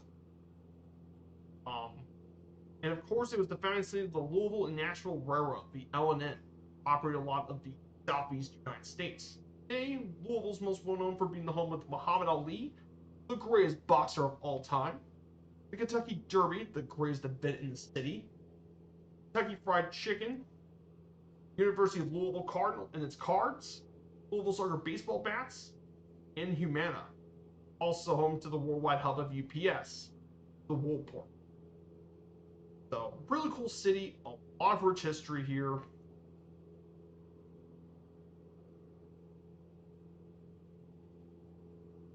So we're about near the bullion depository, and the bullion depository is actually located.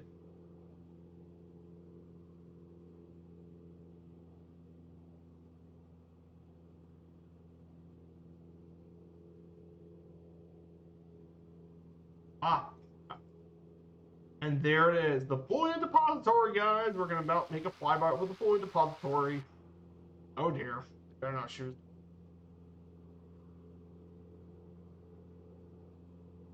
What? No, no, come on, not Kentucky.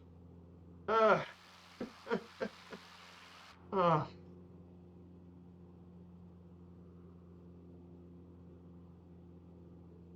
Yes, I know for some of you in the chat don't get it, but Louisville, Kentucky do not like each other.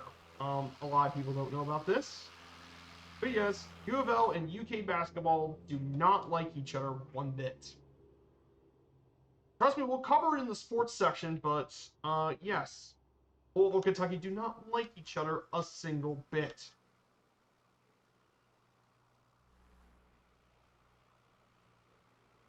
Here's the bullion depository. The rare flyby, and no, we're not grabbing any gold out of it. Don't even think about it, you guys in chat. Don't even think about it.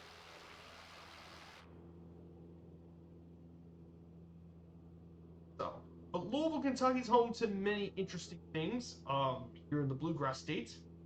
So here's a bit of fun. People have died over that rivalry. Yes, people do not like each other. Louisville, Kentucky basically is the state's equivalent to other in-state rivalries in college sports. Mainly, it's pretty similar to that of Michigan, Michigan State, or Duke, North Carolina. It's one of the most fierce in-state rivalries in college sports, especially especially for basketball, because Louisville, Kentucky is only matched by basketball for in-state rivalries by either Duke, North Carolina, or Indiana, Purdue. It's one of those two in-state rivalry. Yes, two teams do not like each other one bit in. Of course, Kentucky's home to many festivals and cultural events. Of course, most of you guys probably know the most famous event, the Kentucky Derby, held annually during the first Saturday of May. And the Derby is preceded by a two-day festival, including starting with the annual Thunder over Louisville, the largest annual fireworks display in North America. There's also other events like the Pegasus Parade, Great Steamboat Race, and more. So yes, Kentucky Derby is a huge deal. There's also the summer season with many events like the Kentucky Shakespeare Festival, which brings a lot of free Shakespeare plays.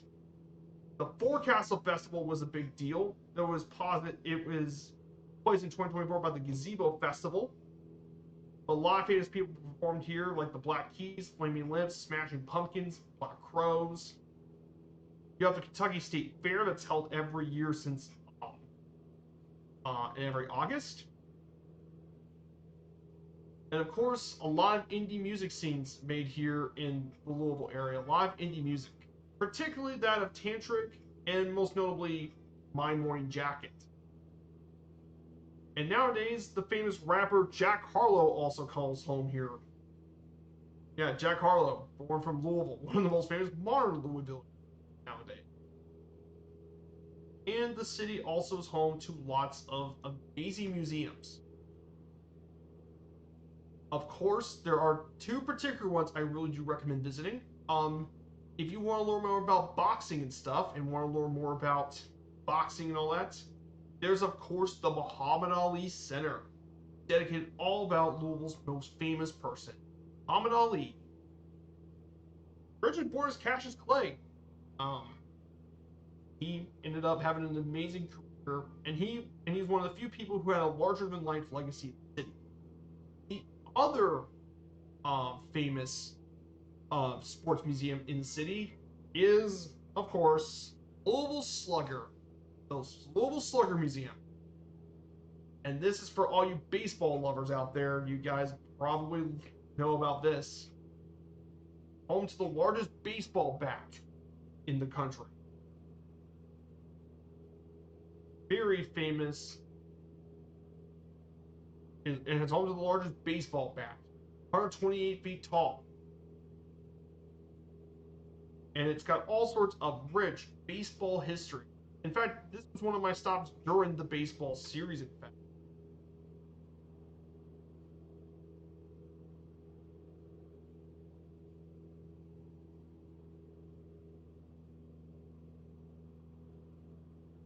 And it's got tons of history in baseball bats. And the story of the Louisville Slugger goes all the way back to 1884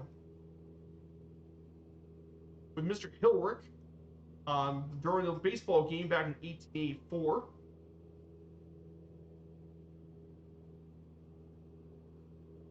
And the story of how this worked out was that during one of the games back in the day, apparently someone needed a new baseball bat. It was made by J. Bud Hilrick. He made a bat for Louisville Clips star Pete Browning, and Browning broke his bat during a game that Hilrick attended in 1884. So the next day, Browning got 3 hits with the bat made by Mr. Hilrick, and the Louisville Slugger legend was born.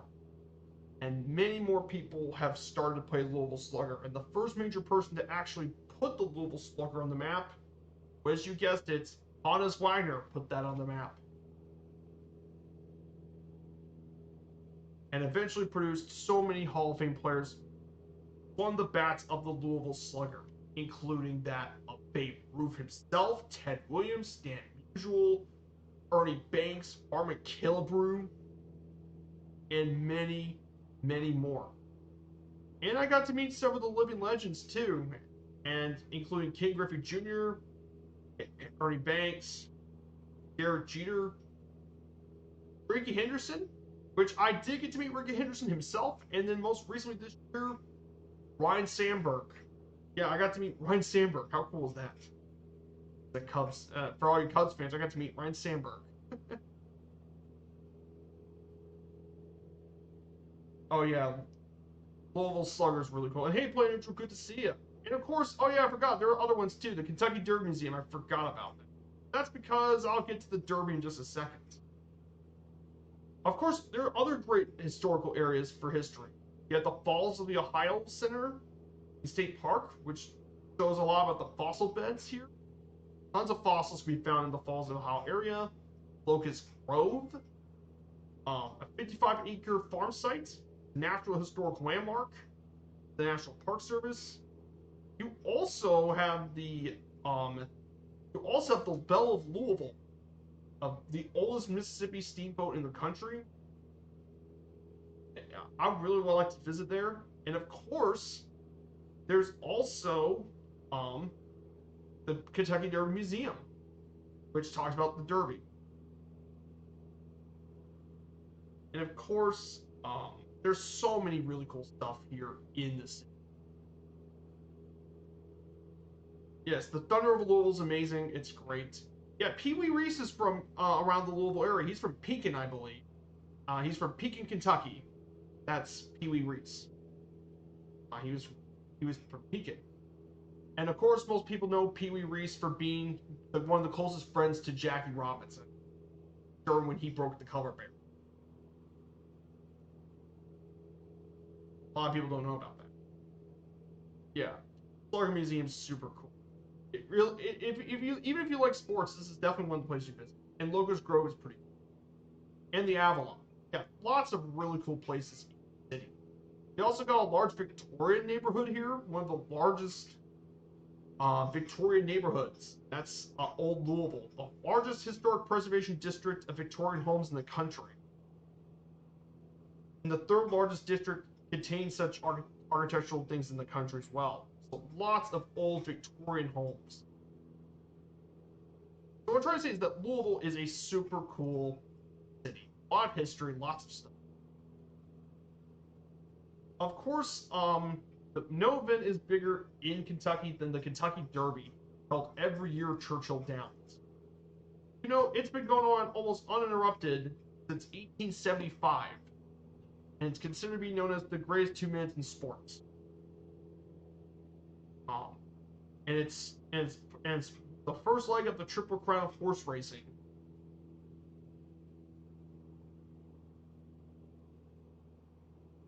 And they're the oldest major sport events held annually in the United States, and the most attended and watched horse race in the country. So, some absolutely insane stuff. And basically, they go around one of the 4 miles of horse race on dirt surface. The fastest time ever at the Derby was in 1973 going at 1 minute and 59.4 seconds by the legendary racehorse Secretariat. But there's tons of traditions here, like the mint julep, which is typically celebrated with a race of bourbon, mint, and syrup, infield area, the run of the roses. There's just tons of tradition here. And some of these winners are going on to win the Triple Crown. Justified, American Pharaoh, Affirmed, the previous last one before American Pharaoh, Seattle Slew, and of course the legendary Secretariat. Just legendary. So right to our right is Louisville International Airport. There's the Woolport in the back. Now you would be confused. There's the passenger terminal and there's all the cargo stuff. And of course, here it is, guys. the legendary Churchill Downs, the mecca of horse racing. I call it the mecca of horse racing. I'm actually going to go down a little lower. We're going to get a little closer because, yes, guys, this is my home city. We're going to get. I get excited about horse racing because it's a proud tradition of our city. Oh yes, I heard about what they're going to do in the infield. Um, yes, they're adding brand new facilities here. They're officially putting some whole new stuff in there. They're going to get a complete overhaul.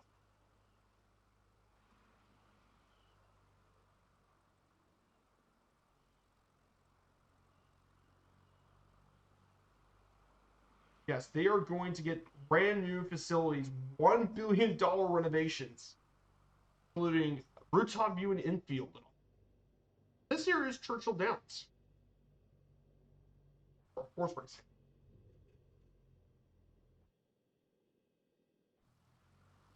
Here's the legendary horse racing facility, Churchill Downs. Of course, here is the University of Louisville, and we're going to be flying over the football facility. This is Cardinal Stadium, or L&N Credit Union Stadium.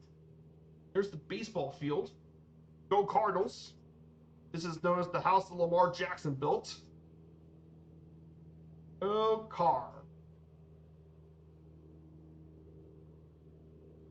And fun fact about Churchill Downs, this stadium is it can see up to 170,000 people. 170,000 people to watch Derby. Pretty insane.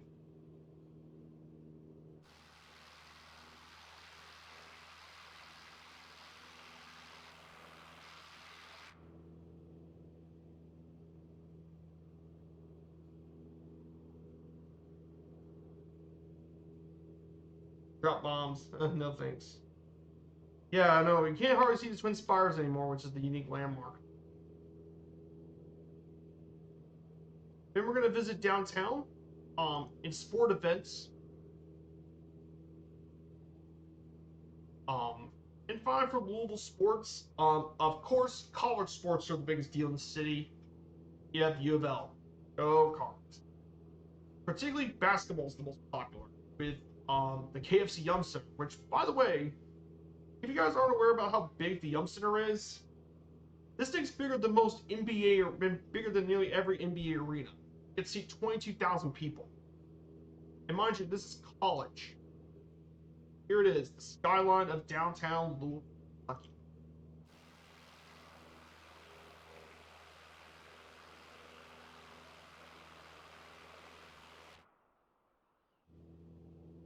I love the sky. Here's the falls.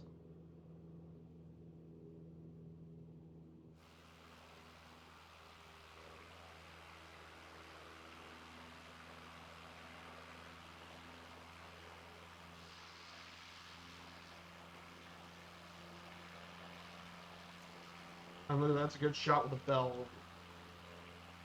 Louisville skyline. Pretty distinctive little skyline. And there's the Yum Center, home of U of L men and women's basketball.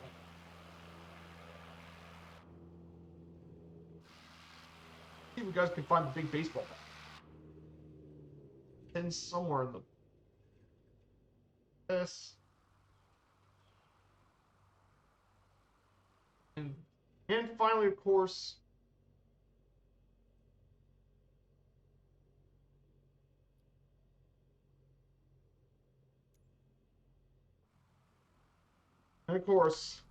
the big baseball bat. Oh, yep, there is the big baseball bat. Louisville Slugger. There's the big baseball bat. Yeah, Louisville's got a great skyline.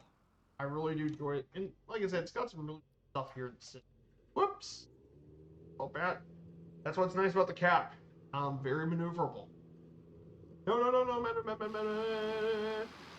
Oh, up.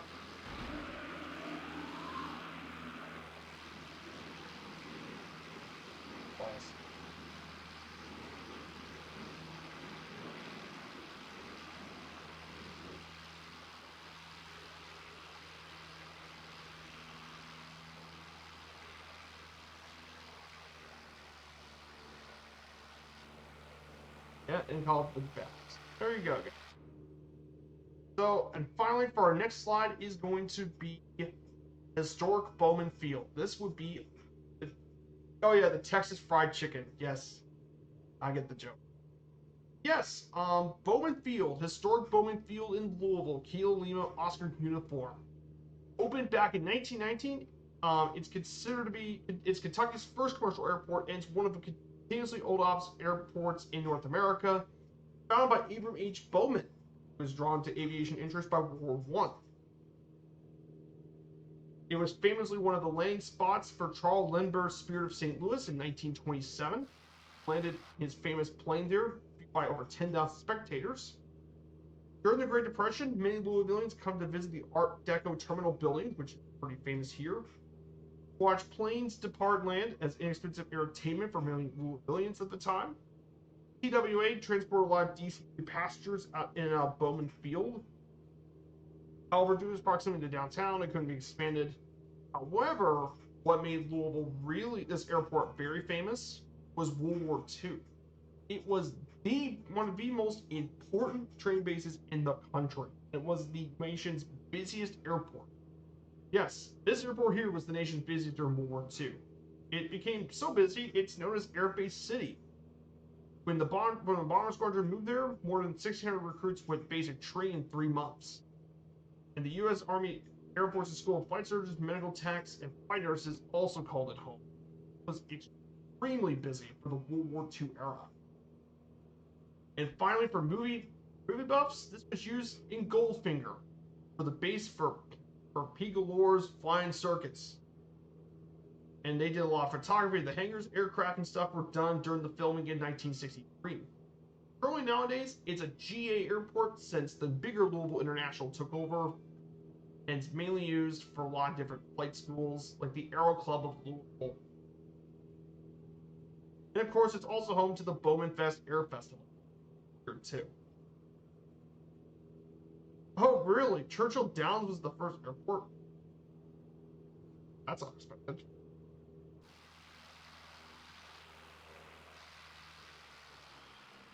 Really?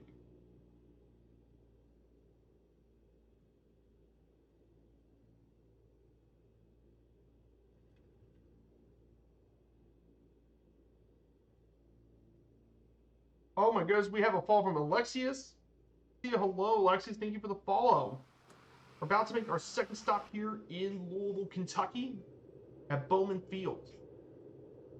Still popping place. Yeah, it can get quite busy. Where it gets busy.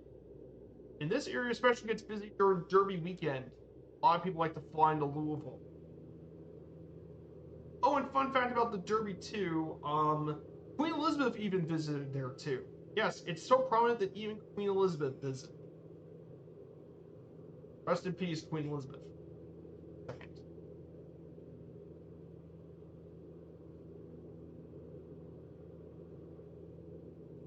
We still got one final leg to discuss here. That's Colt, and got one last leg left to go.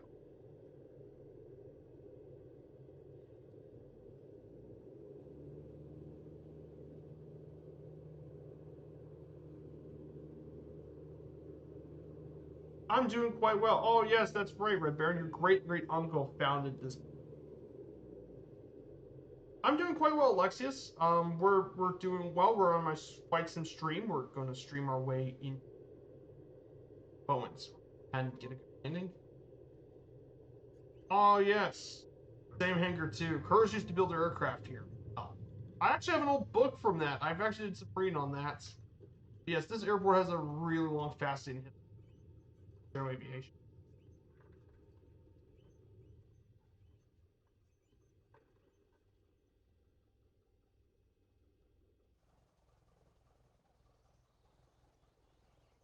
So that's our second stop of the day here at Bowman Field. And here's the historic downtown Louisville skyline. Of course, we're going to make our way to Bowman. We're going to rest here for a minute. So if anyone else wants to join on in or want to take a break to get drinks, we're going to stop here for a bit.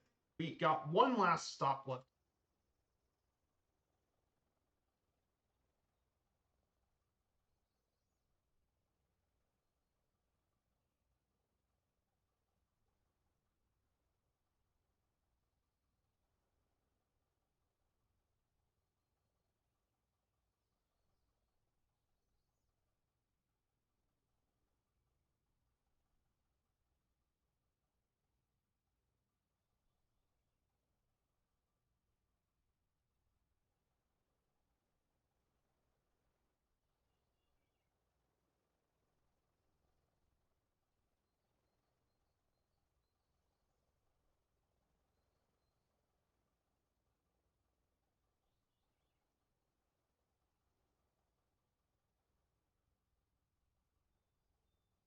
What sim am I in? I'm in 24.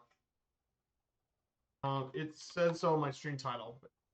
Oh, really? You're an RA pilot yourself? Wow. I don't know about that. That's really cool, my dude. Royal Air Force. No, I'm gonna be in the United Kingdom in May, in June, or May and June. I'm gonna be in the UK for a 12-day cruise up the UK around the United. But I can't wait to visit there. I've always wanted to visit outside of the United States for once. I've never been to Europe before, so this will be our first trip ever. So be very excited to learn more about the United Kingdom. Very, very cool. So we'll go ahead and prepare for the final leg of the stream here. We're going to go ahead and prepare for the final leg of the trip.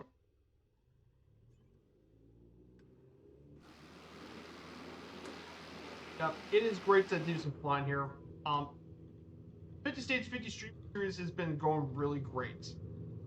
Love flying all these new places and explore more about the United States.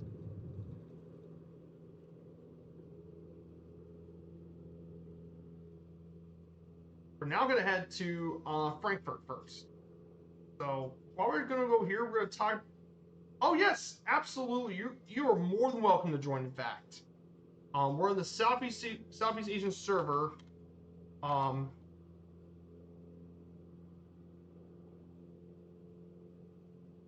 And also, don't forget to put in all players. Don't forget to do that, okay? That can happen. No worries, your mobiles. Red Baron, that's fine. So we're in the Southeast Asian server, and if you want to recommend, pick something to keep it around 130 to 140 knots. So we're going to be doing that. So now let's talk about the culture of Kentucky, because Kentucky has some really unique culture. You see, Kentucky's culture is firmly that of the southern states and with Appalachian's influence. Of course, it's most known for bourbon, whiskey, distilling, tobacco, horse racing, college basketball, but it's mostly similar to the upland South. However, Kentucky did have some major German immigrants, and as a result, there's a lot of German, Scottish, British American culture, all parts of the state. Kentucky was a slave state, so there was a lot of tobacco stuff. But however, it's not new as much as those of other states. Louisville's culture also home to the Kentucky State Fair and Kentucky Shakespearean Festival. Bowling Green has the only manufacturing plant to do the events. Owensboro is really unique. Now, we didn't get a chance to fly into Owensboro on this stream. However, Owensboro is actually Kentucky's hub center for barbecue. This is home to the International Barbecue Festival, or now known today as the Barbecue and Barrels. But yes, Owensboro is the main part of Kentucky barbecue, and of course, you also have Fairview, home of Jefferson Davis. And of course, Old Louisville has got lots of Victorian architecture, the largest preservation of Victorian architecture in the country, and the largest outdoor show in the United States, the St. James Court Art Show. This neighborhood was also where Thomas Edison's light bulb was first publicly displayed at, too. Yeah, pretty cool stuff. Kentucky's got a lot of culture and history. West Winchester celebrates beer cheese.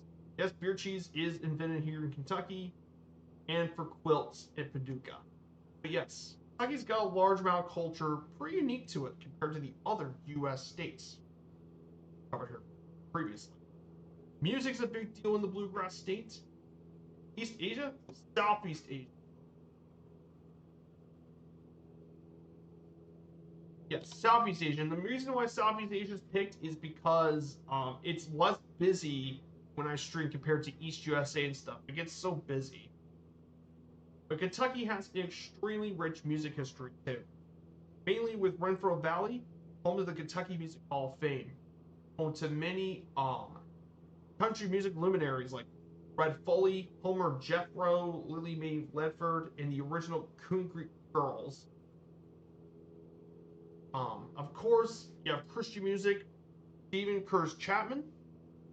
You have Rock and Roll Hall of Famers, the Everly Brothers of Muhlenberg County. Earl Travis was born in Rosewood. A lot of stuff with coal mining. And he made the hit song 16 Tons. Made here as well. You also have other artists too in the States, include Loretta Lynn from Johnson County, Billy Ray Cyrus, and Brian Luttrell and Kevin Richardson of the Backstreet. However, the signature music sound of Kentucky's bluegrass. Of course, you can't have bluegrass without the father of it, Bill Monroe in Ohio County. With other artists like Ricky Skaggs, Keith Whitley, David Aikman, Louis Marshall Jones, and Sonny Bobby Osborne of the Osborne brothers were all hailing from the state of Kentucky. And nowadays, Kentucky's now got a more diverse music scene. Rock bands to country artists like Chris Stapleton, Chris Knight, and more. But lots of pretty well-known musicians in the state of Kentucky. Literature has played a big role from the state, mainly with but the most famous literary work from the state is, without question, Uncle Tom's Cabin. In 1852 by Harriet Beecher Stowe, one of the impetuses for the American Civil War. You have The Little Shepherd of Kingdom Come by John Fox Jr., the first novel to sell 1 million copies in the country. All the King's Men by Robert Penn Ward in 1946, and more. There are some other famous artists too, but these are some of the most famous literary works in this. Very famous literary stuff all over the state. What play do you want to see? I don't really care. I don't care. I don't really care.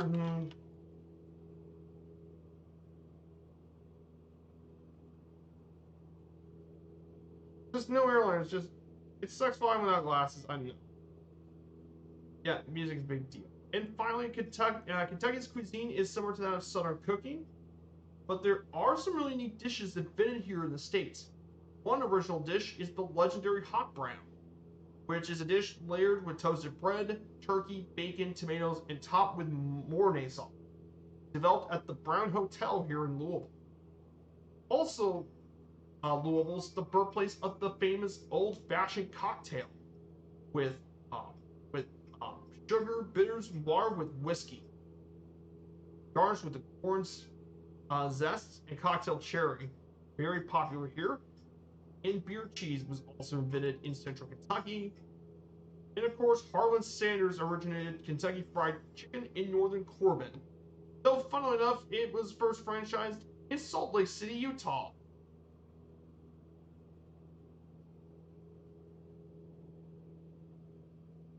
Yes, that's a pretty fun fact. Though Kentucky's got other stuff too.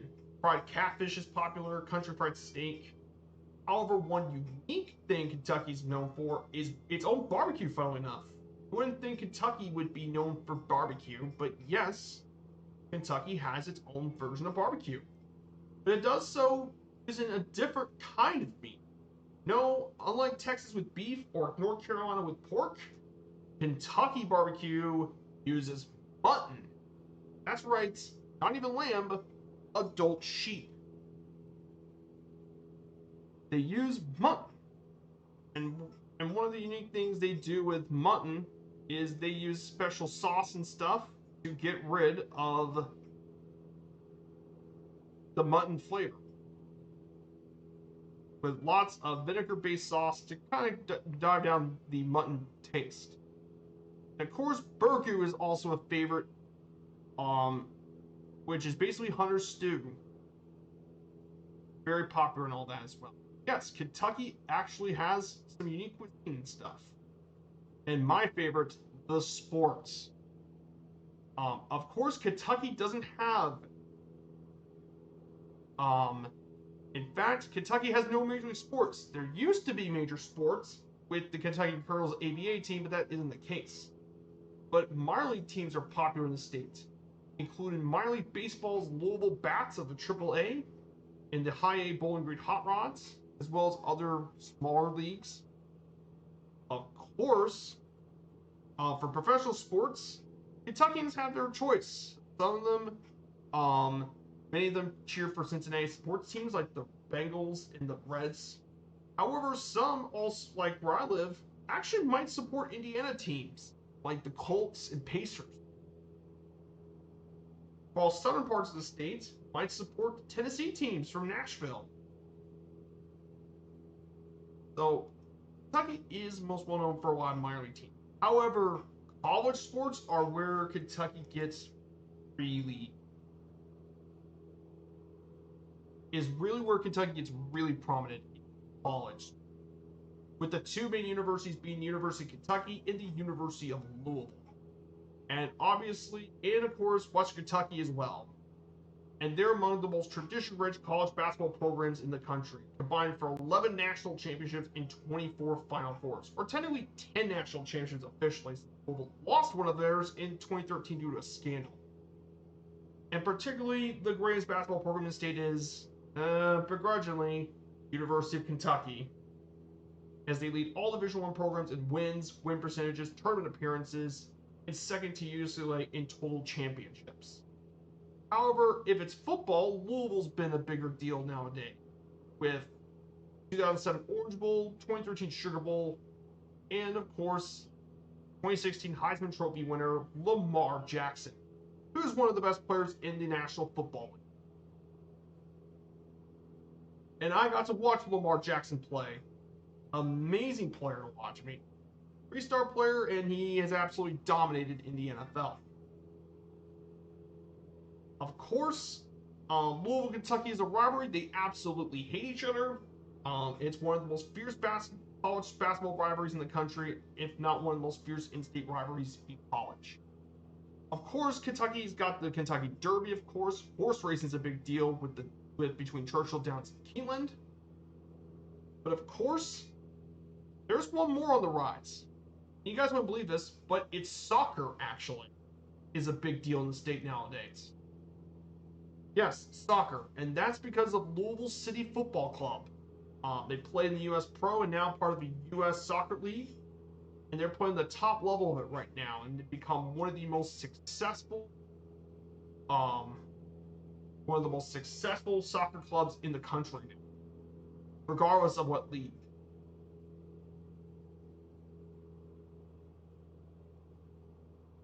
And they play at the new Bradley Lynn Family Stadium. The Lynn Family Stadium's super nice. And now Lexington's going to get its own USL team as well. And they're going to start the Bluegrass Brawl, which is going to be a lot of fun. Whereabouts are you?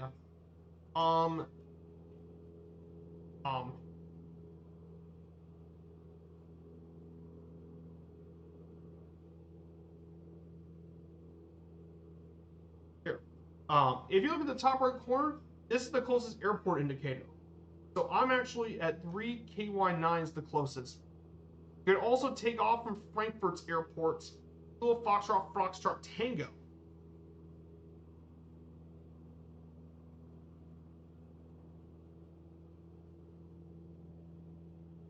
That's the closest. Yep, we're about to hit Frankfurt, capital of Kentucky.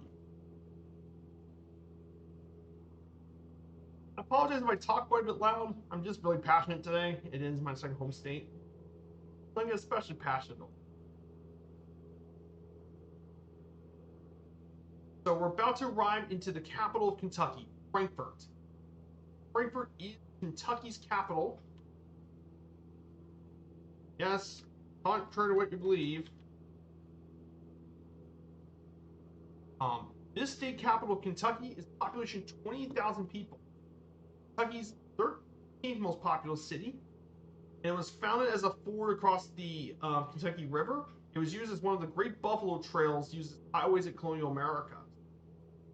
But Frankfurt was officially became the capital in 1786, and it became a capital in 1792. Located in the inner bluegrass region, this city has been flooded many times due to its location with the river, but there are several notable locations here in the city, including the Capitol State Building, the Capital City Museum, and Fort Hill. which is a promontory with a view of downtown. Of course, other points of interest here include old state capitol building, which is now a museum. You have the old courthouse that was built here. You have Liberty Hall, which is a historic house museum that was built in 1796. Frankfurt Cemetery, which is actually a resting place for statesmen and famous figures. Buffalo Trace Distillery. And of course, the privately owned Jesse R. Ziegler House, which was designed by Frank Lloyd Wright, built in 1909. There were some famous people here from Frankfurt, most notably Paul Sawyer, one of those. Elijah Craig, he was here. J.T. Riddle,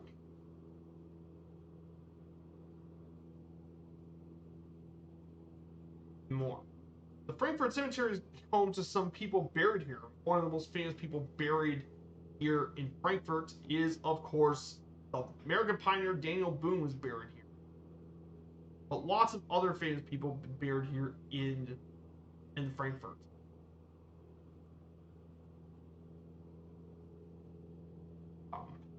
Pretty cool stuff. Simon Bonar Buckner Jr. was buried here in Frankfurt.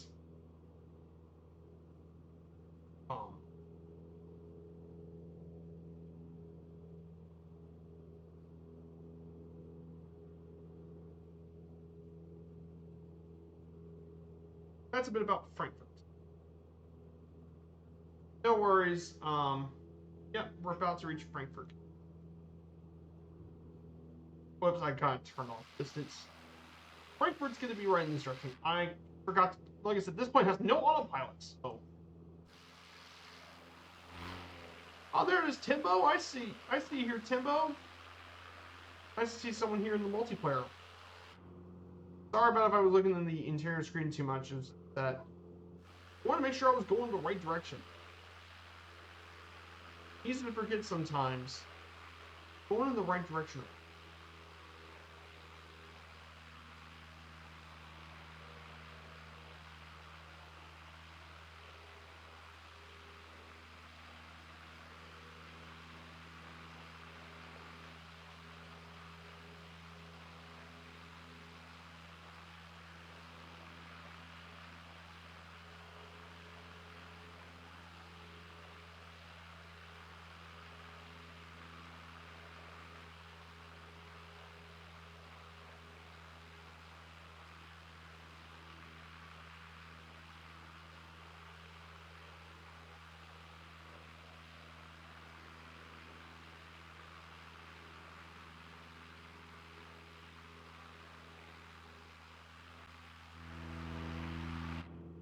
Here's Frankfurt.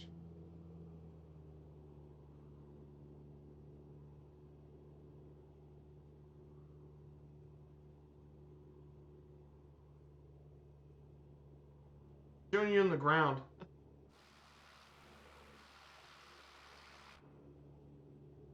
Kentucky, really interesting state. So here's Frankfurt, guys.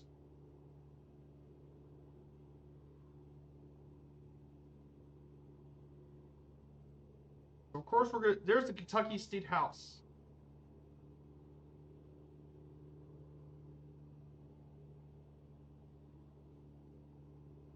Of course, to our left, here's the famous Buffalo Trace Distillery. To our left, that right here, that's Buffalo Trace Distillery.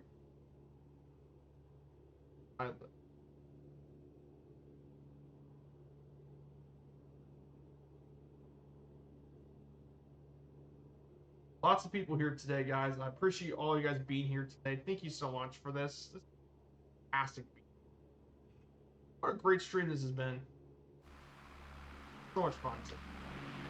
That's very cool.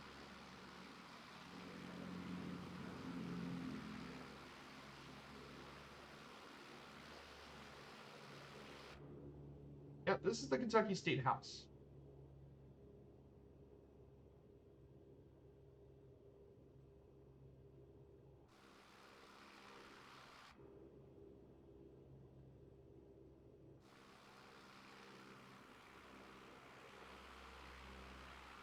Oh, we got one more city left to go, and that's Lexington. There's the Kentucky State.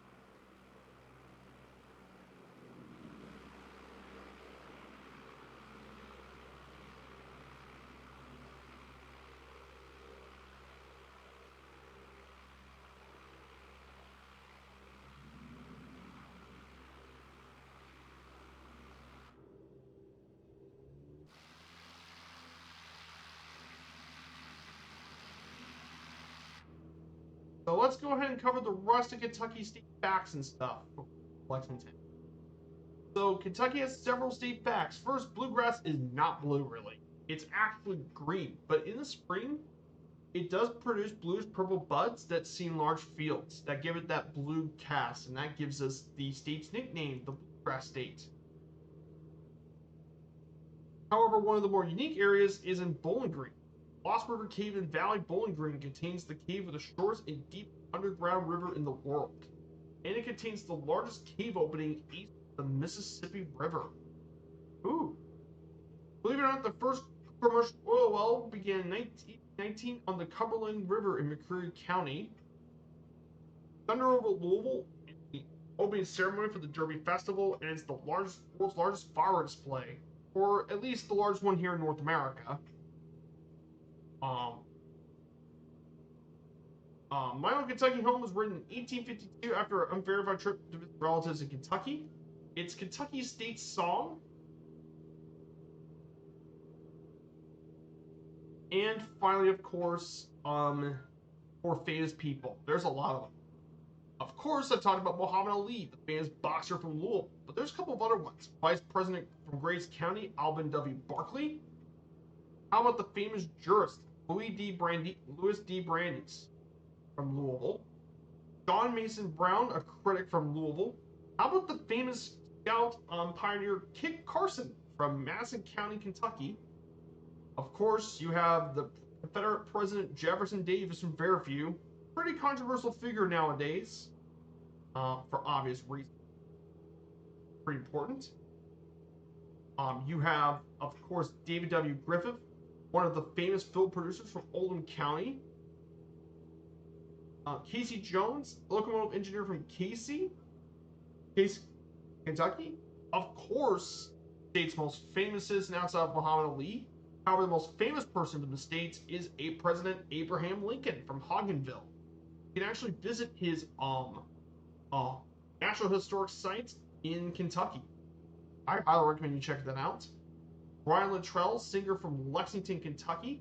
Glorietta Lynn from Butcher's Hollow. Famous songer Bill Monroe, the father of bluegrass from Rosine. And finally, broadcast journalist Diane Sawyer from Glasgow. How cool is that, guys? I'm gonna have to redo the music.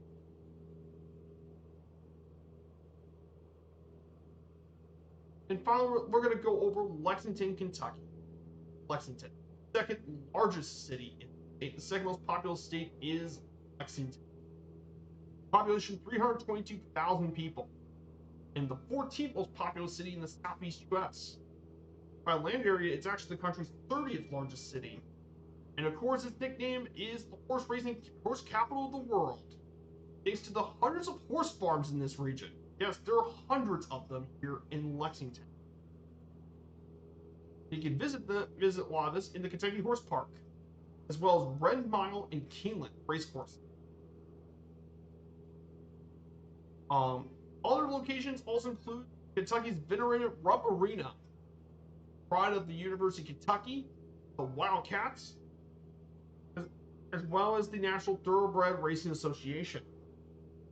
So Lexington was founded back in 1782, making it one of the original settlements in Kentucky.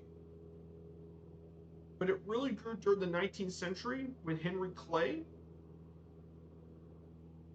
served as the Speaker of the House of Representatives, and he led the Warhawks against the British in the War of 1812. But Lexington truly grew with horse racing and all that. Horse racing is a huge part of their culture. There's also two festivals. Bluegrass and Broadway festivals are a big music festivals here in the city. And of course, for sports, it has to be outside of horse racing. It's the University of Kentucky, the Wildcats. Especially Kentucky basketball is a huge tradition here in the state, if not the tradition. Pretty important stuff. And finally, our last slide for today, Bluegrass Airport, Kilo Lima Echo X-Ray. Located among horse farms situated around Keeneland, it's the primary airport serving central eastern Kentucky. More than 1.3 million passengers depart in 2017, with 4 major airline carriers being Allegiant Air, American Airlines, Delta, and United. In 2024, it had a new record, 1.5 million passengers, which is the new record here for Lexington. And it's mainly used not just for commercial services, but also for GA stuff too. And it's home to the Aviation Museum of Kentucky. It talks about Kentucky's aviation history. So,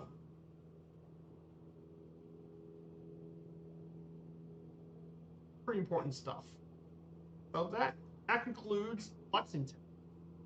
And that concludes the last slides for today. So we'll fly through a little bit of Lexington and we'll make our way back to here as well. So one of the most famous attractions here in Lexington is the Kentucky Horse Park, established in 1978. Attracts 800,000 visitors in 2013. And it's about 1,224 acres dedicated to man's relationship with the horse. And twice a day, they do a Horses of the World show, combining both common and rare horses from around the globe. And there's all sorts of horse shows as well. And the horse park has also been home to some of the world's greatest competition horses, including John Henry, the horse of the decade of the 80s, the top money-winning thoroughbred gelding in history, but also other residents like Old Forbes, Cigar, and DeHaas. A lot of people became residents of the horse park. But it's a great place to learn more about horses and all that, and how man relates to these horses.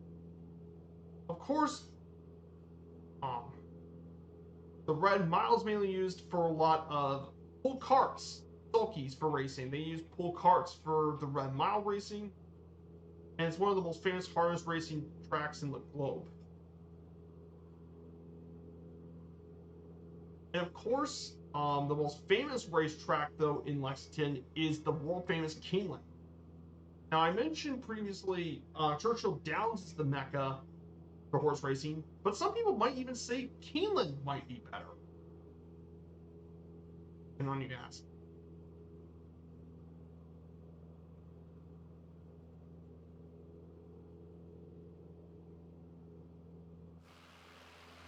Oh, there you are. It's your donkey. Good to see ya. Kimbo and it's your donkey. Good to see ya. There, Alexius. Great to see you guys here. Nice to have some people fly along for today. Nice to have some company here today for these flights.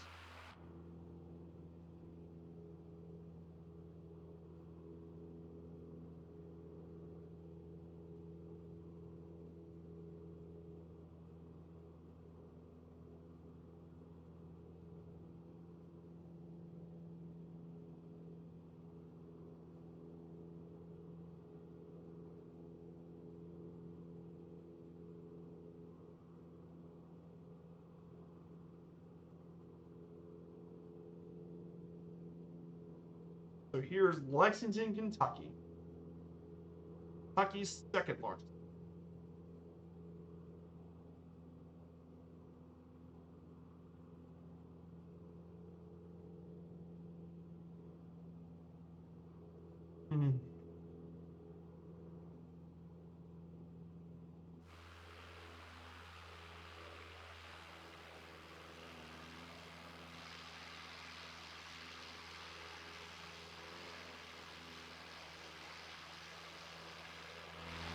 Welcome to Lexington. Yeah, there's the Red Mile racetrack too. Downtown Lexington, the red track. There is a mod for photogrammetry in Lexington, but I believe that's back during MSFS 2020. I don't think that's available for 2020.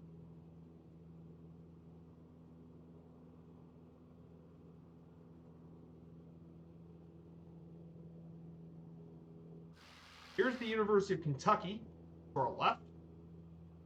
UK Wildcats.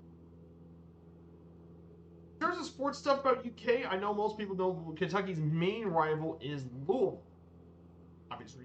However, in conference, Kentucky's historical biggest rival is Tennessee, probably.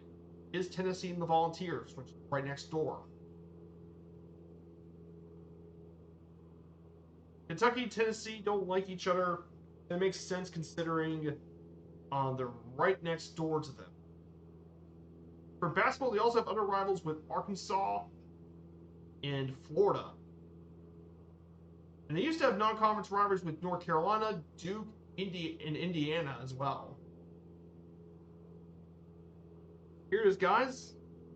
Oh, final leg, and we're gonna land Lexington. We're gonna take a picture of Keeneland as well. 6, 7, 9. Hey, good to see you, Big Boss Robinson. Hello, hello. We're just about to reach our final stop in Lexington, Kentucky. We're about to arrive into Bluegrass Airport. So we're about to make our way past the legendary racecourse of Keeneland. So if you guys aren't aware about Keeneland, this thoroughbred facility was opened in 1936. It's home to the Ashland Stakes and the Turf Mile Stakes, as well as some of the most notable races here. In fact, Queen Elizabeth II also visited this track. Keeneland has a lot of racing tradition due to its more retro feel. Very beloved racetrack for a lot of horse racing. Even hosted the Breeders' Cup as well. Here's the legendary Keeneland. Coming up is the legendary racecourse of Keeneland. A lot of people came here. It was some film locations was even filmed here, most notably the 2003 movie Seabiscuit, as well as the 2010 movie Secretariat was filmed actually here at Keeneland. Very famous racecourse. It's a part of the National Historic Register of Historic Places. For obvious reasons, but very famous. Horses.